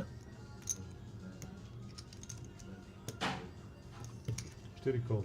And a great call. Yes. Nice hand. 2 pass. And Tina just folds her hand without anyone seeing it. And Dominic will be even more confident after that hand. Well played. Robić kryminalny, 4 call, a ona była lekko.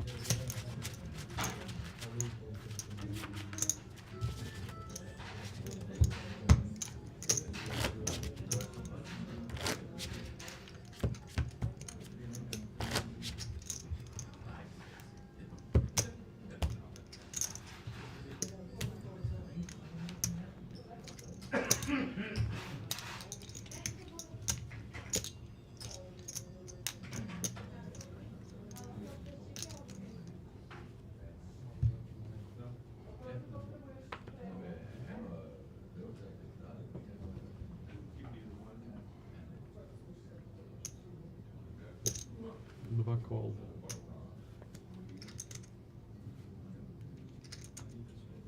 Cztery pas.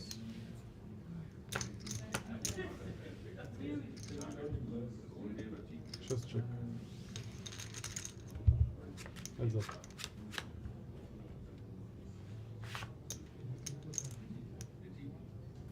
Sześć check. You can see Philip has hit bottom pair here.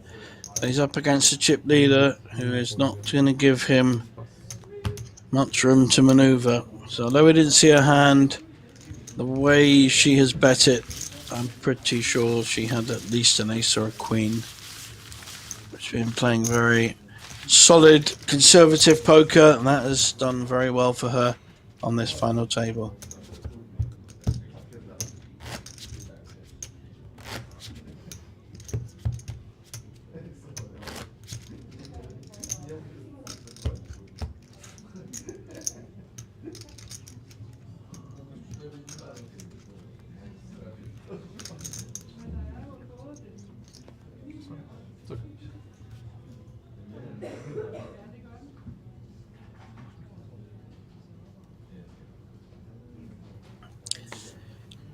Dominic on the button, but not with the raising hand.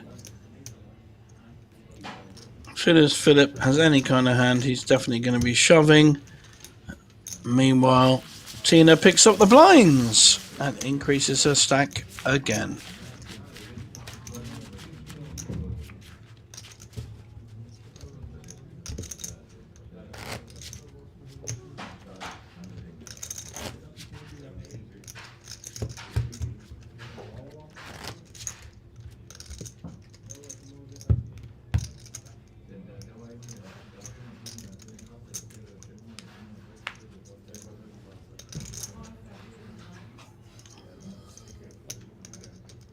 This time Philip's on the button. Fast and furious. Last 3 players. Sześć race all in. All in on the button. Only 5 million, but he does have a good ace. Tina has a player behind, doesn't really need to call. If Dominic looks down and sees a hand, he doesn't really 7-2 suited. Hard to call. Every hand call. Got 40%, but still very hard to call with that kind of hand. Lucky boy. Yeah. Like me. Short stack. Yeah, go back. I love that Dominic's calling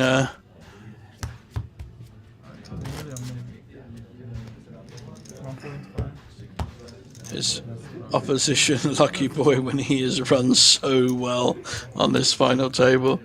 Luck has been his friend throughout this final table. 3 big hands, got lucky on all of them.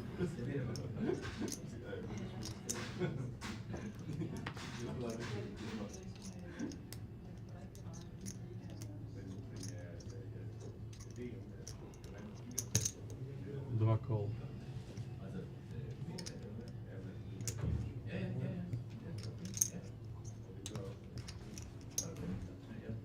Cztery call. This could be very flop dependent. We've got all 3 players in. Queen 8 against 10-4 offsuit. And whatever Dominic has.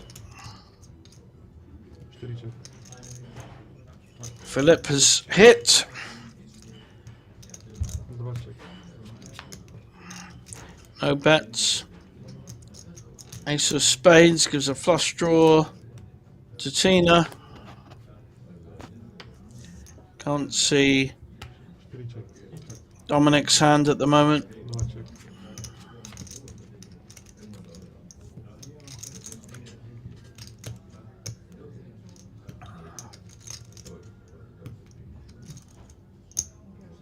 Cztery bet 1 million.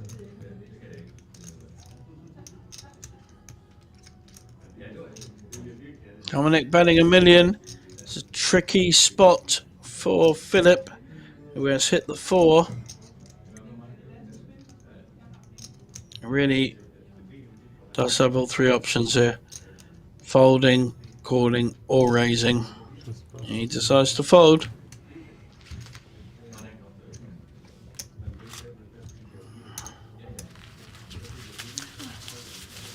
I'll play Dominic.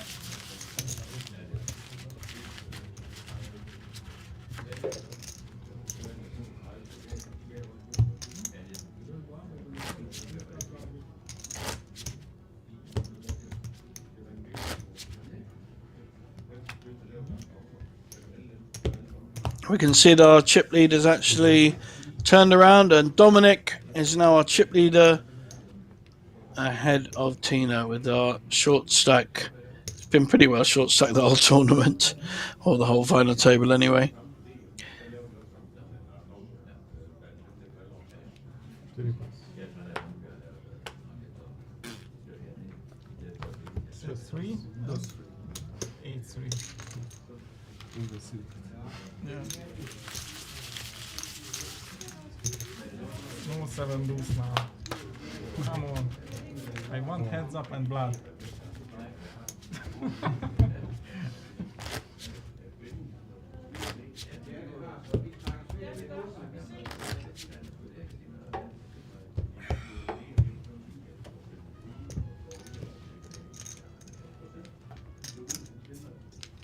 Small blind, please.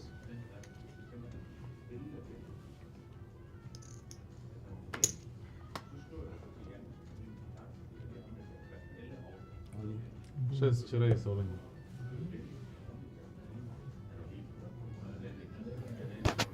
Premium hand for Philip. He's got the queens, got the ladies. He's had good timing with his premium hands. But he needs to get a call here. He may well do. From A7, yep, there we go. And he, Oh my god. Dominic is not going to be so happy about seeing queens. But the way he has run, I could see, I don't know, 7-7 on the flop, or ace, or maybe 3 diamonds. Oh, okay, I'm very happy to be wrong. Set of queens, almost running Back to dead.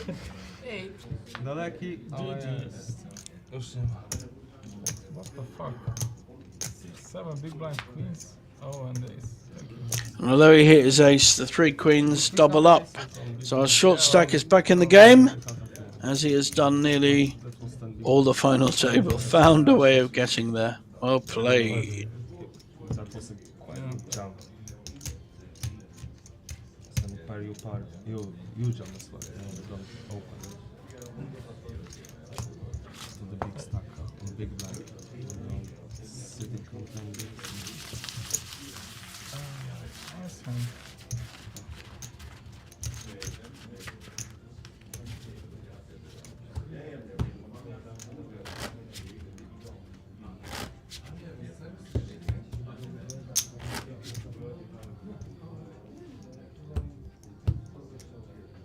Big blind, please.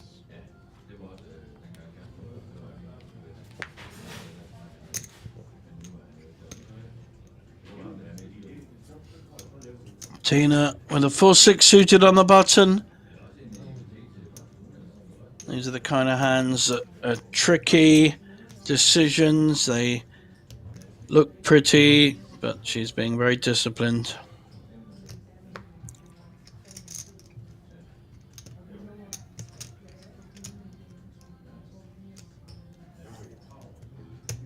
Looks like oh, she's going to raise with the Queen 3 suited. Let's see if Philip has the kind of hand he wants to play. Well, he does. May elect just to call and see a flop, or may push back. Quite like the all-in myself.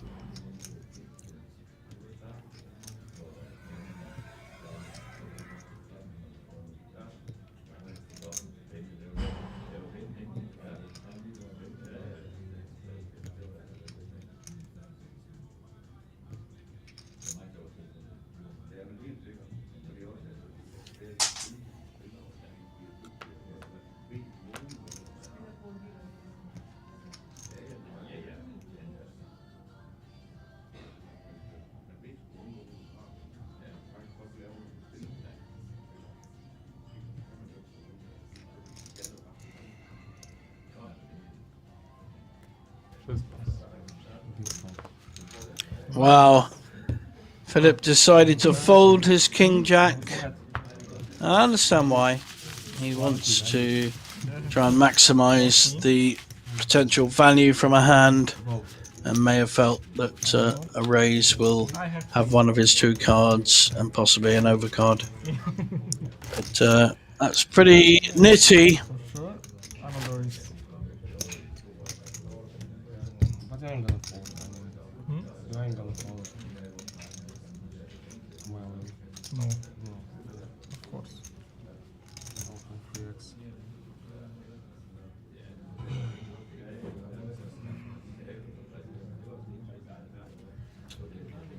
Четыре пас. 6 пас.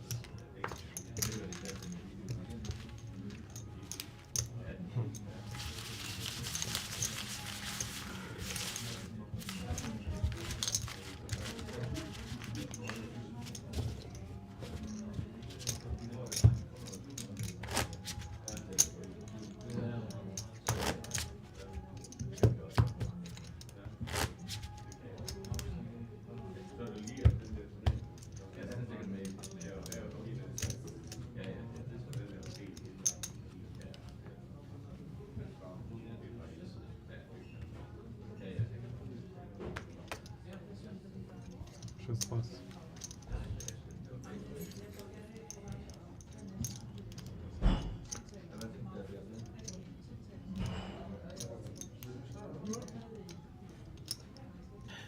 Definitely going to see a raise here. Interesting to see how much. 2 raise, 2.4 million. 4 base. It's a 3x raise. And Dominic will fold.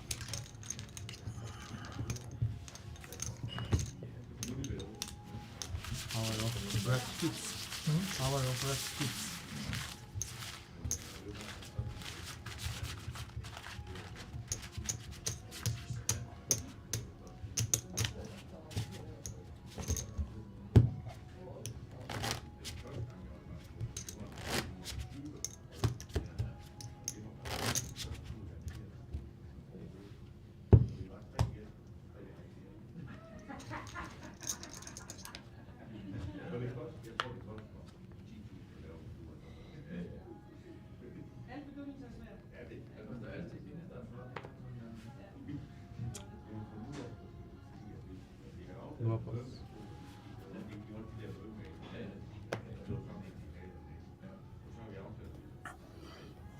Jack 8 offsuit. Pretty playable hand. Heads up. But dominated by the Jack 10 suited. Now how will Philip play this? There are arguments for shoving. Yeah, I think that's the best way of playing that hand. Small blind show weakness, and even if he's got a bad ace, it's very hard for him to call off that kind of amount. Well played, sir.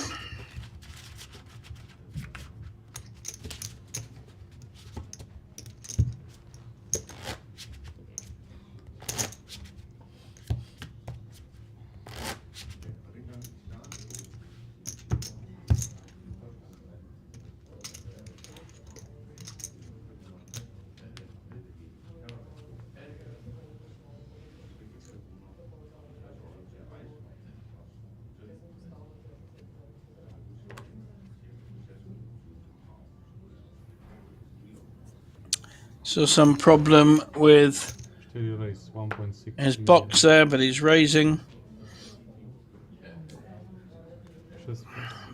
Fold with the king 2 suited. Tricky position for the small blind.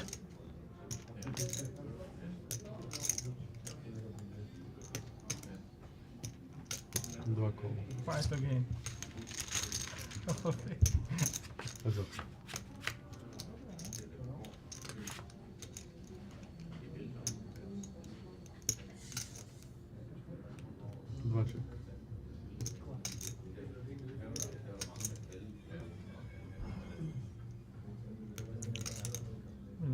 Again, acute check, possibly.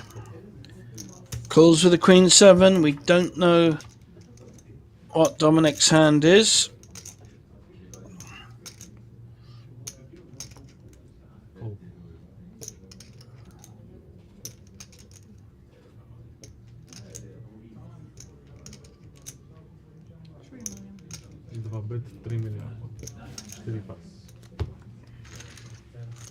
Game over.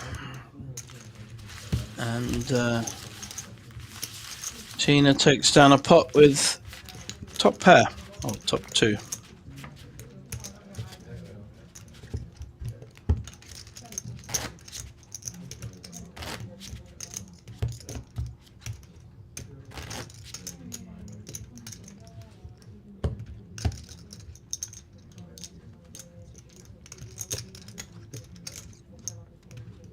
Small blind, please.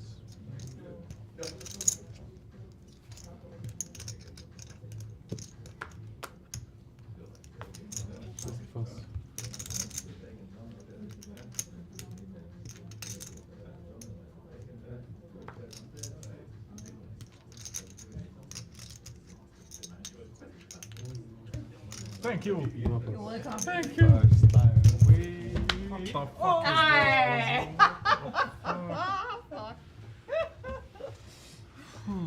No, thank you. You know. Good feeling. Oh my god.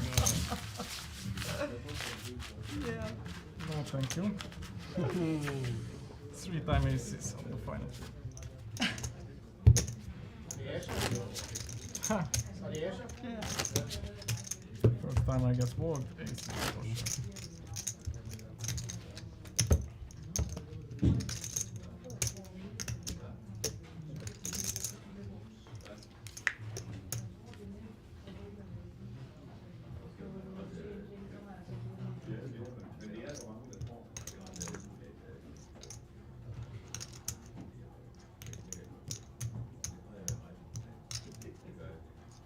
Raise 2 million. 2 raise, 2 million. 4 pas.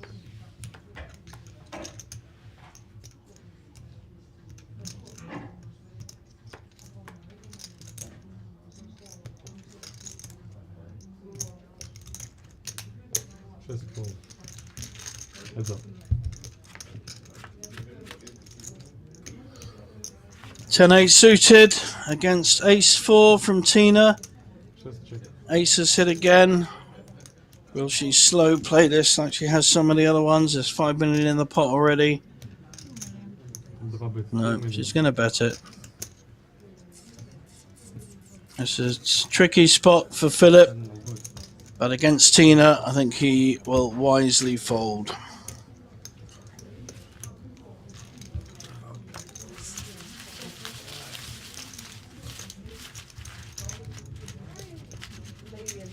That was good move. You were in new blind level 500 million. I know. 500 million. Good luck.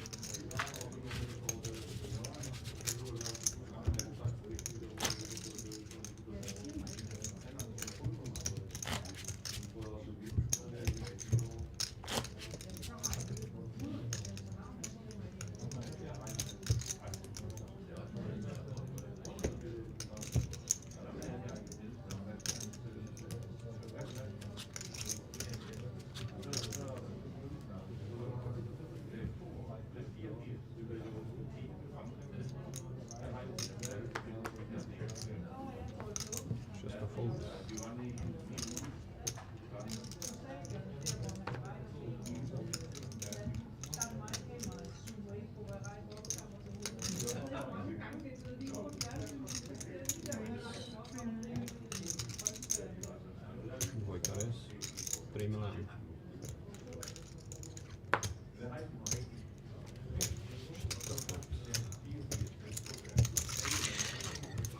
Nice raise there with the ace-3 suited. Gets another pot to our chip leader Tina. She's playing very well. Small ball poker in many ways, and playing her big hands slowly has really paid off on this final table.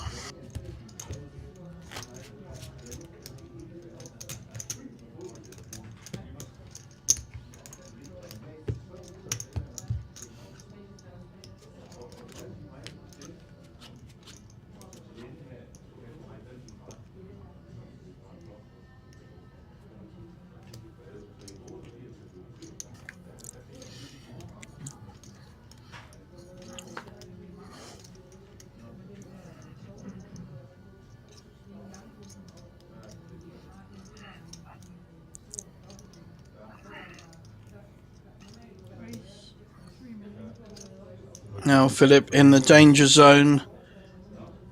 Tina raising on a button. We're going to see some comeback here though with an ace-jack three-handed.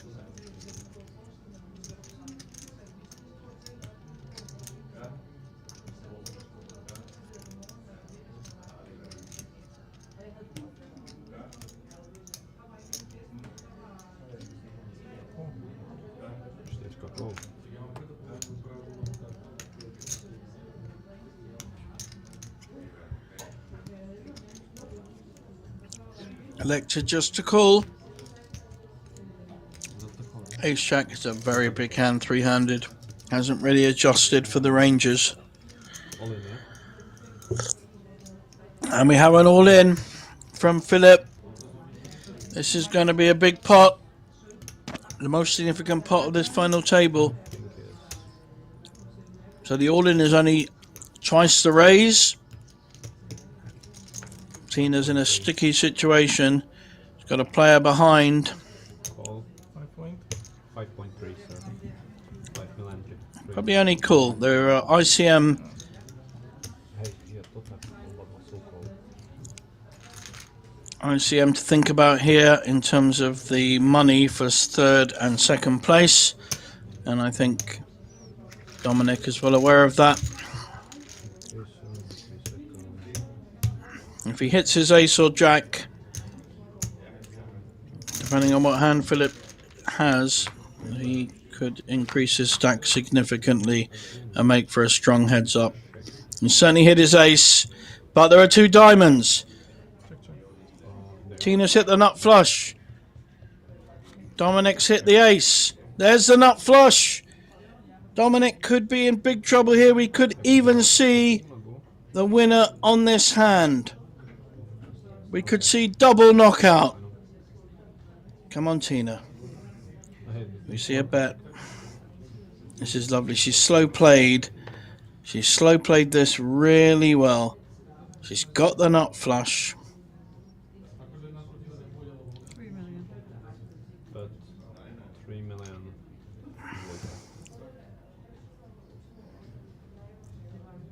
This is a tough decision for Dominic. He's got 10 million behind. He's got the top pair. He's even up and down with the jack. He's not going to put her on a king diamonds. So it's going to be at least a call. Tina in fantastic position to win this tournament in this hand. She's got the nuts. She's got Dominic by the nuts, so to speak. She can't lose this hand. There is no possible hand that can beat her. Wow, what a final hand. Oh, Dominic has to fold to get second place. She shows the nuts. King 5 flush. It will certainly lose Philip into third. Yep. Oh, Sit open. bit of pressure released there. Na 6 jack 9 w czervených srdce. Ace jack. Philip in third. We're probably going to get some kind of discussion, but Thank you. now, Good luck. well played, Philip. Did really well to grind his way through to third place.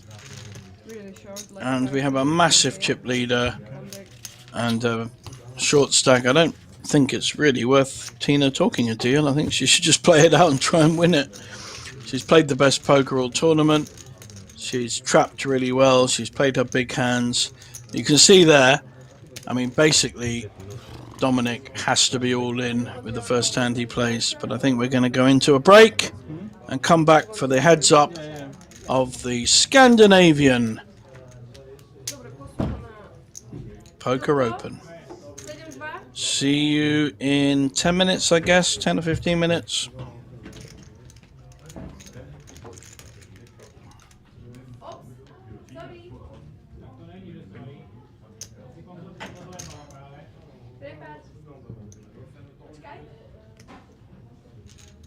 Na sedmičku tady?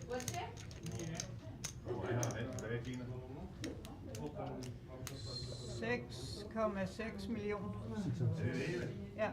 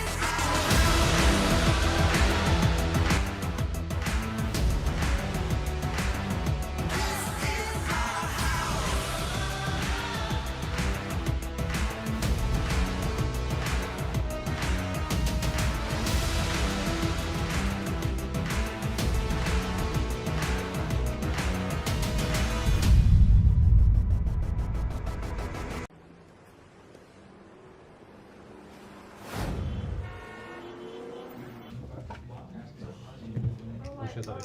My darlings. So, one important thing in heads up, the length of the level is going to be cut to half. I'm not going to put 22.5 minutes, right? I'm going to just give you 25 minutes instead of 45. It's only in heads up, okay? No So, ante? yeah, there is full ante. Full ante? Yeah. In heads up? Yeah. It's TDA rule, Tournament Association rule. It's changing in 2019. So, Battemy na semestr. Okay, good luck. Good luck. I need luck. You don't need. You have luck. All day.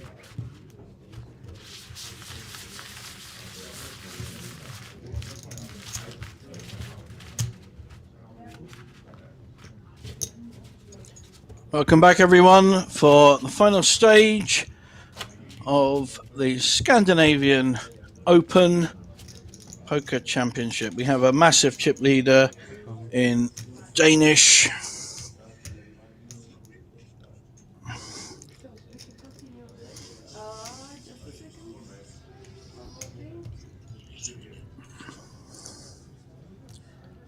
Tina Christensen, and she's in the final against Hungarian Dominik Kovac, who has played really, really well and run very well to move from 8th to guaranteed 2nd place. I'm pretty sure they haven't discussed a deal. There's not a lot of point unless Dominik starts to even up his chip stack. Here's a good hand for Dominik. King Jack. May well get called by King 7. Tina's going to get the bad news. She's behind. But when you've got 6.5 big blinds, I think any hand really is worth calling with. Can she hit a 7 and finish? Yes, she has hit a 7. 2 sevens. One hand. The game is over. She's very excited. Look at this. Calls for King 7, smacks 2 sevens, but the first time. Oh, yeah. Oh, mind the language. Mind the language. And Dominik will finish in 2nd place for 25,000. He's hit his check, he says. And what a final. Well played, Tina. She really has played well. She dominated this table once she got the chip lead. She really played well. Lots of happy Danish female testosterone. Oh, yep. Sue's giving her the handshake and her. Can I call my kids? I think she said, "Can I call my kids?" I think. Yeah, why not? Go ahead. Call anyone you want. Anyway, we have finished and we have got some incredible tournaments coming up. Have a look at the Banco Casino events page and you'll get to see all the high value, big guarantee tournaments we've got coming up. My name is JJ Hazan. It's been a pleasure to talk to you tonight and to hopefully help you enjoy this final table. And Andy, who says go Tina all the way, has his wish. I hope she buys you a drink. 41,000 for the winner. Well played, Tina. Good night, all.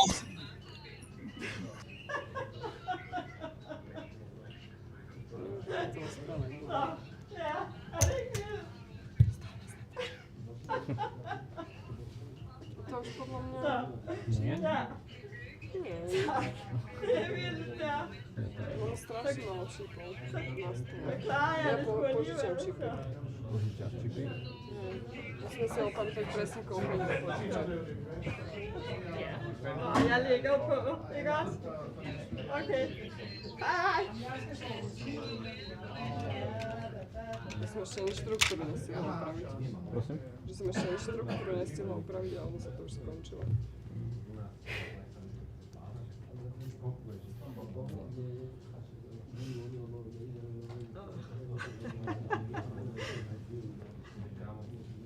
See? I told you. And it was even quicker than I expected.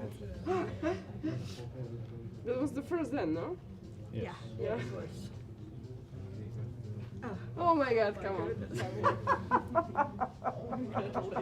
Thank you very Oh my god, my first lady. Winner. Everybody loves 7. Lucky sevens.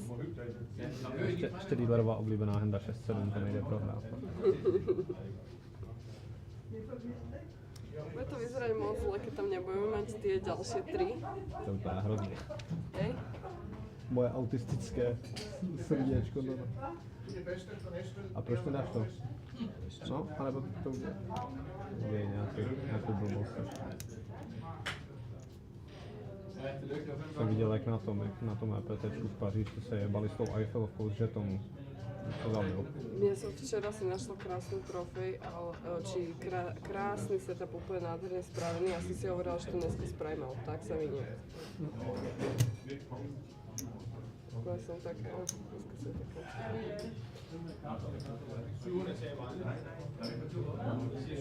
No, ukážte.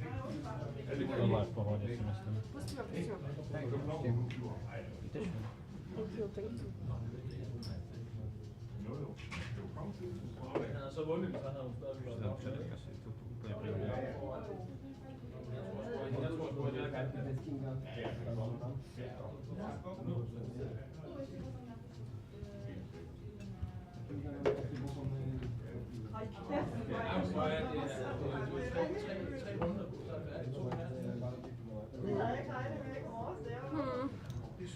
Ty sa mi to.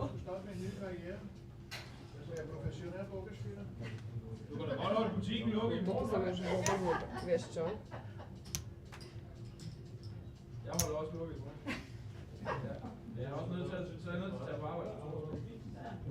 også, tænker jeg.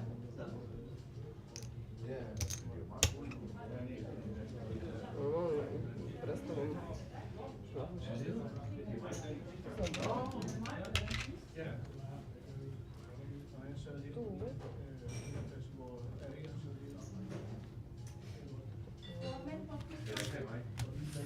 Poď sem, Verča.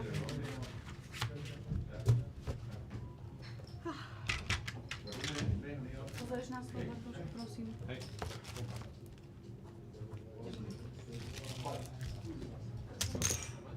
Ale no.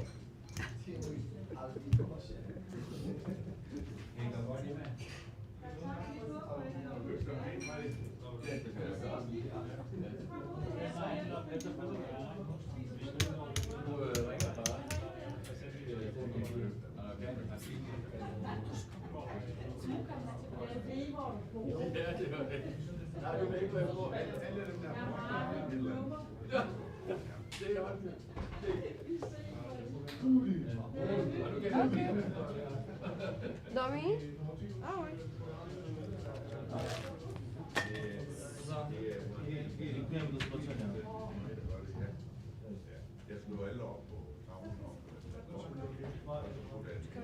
Toto môžem tu nechať, nie? Zaberať. Gider I tage nogle billeder af mig også? Ja, giv mig mit kamera.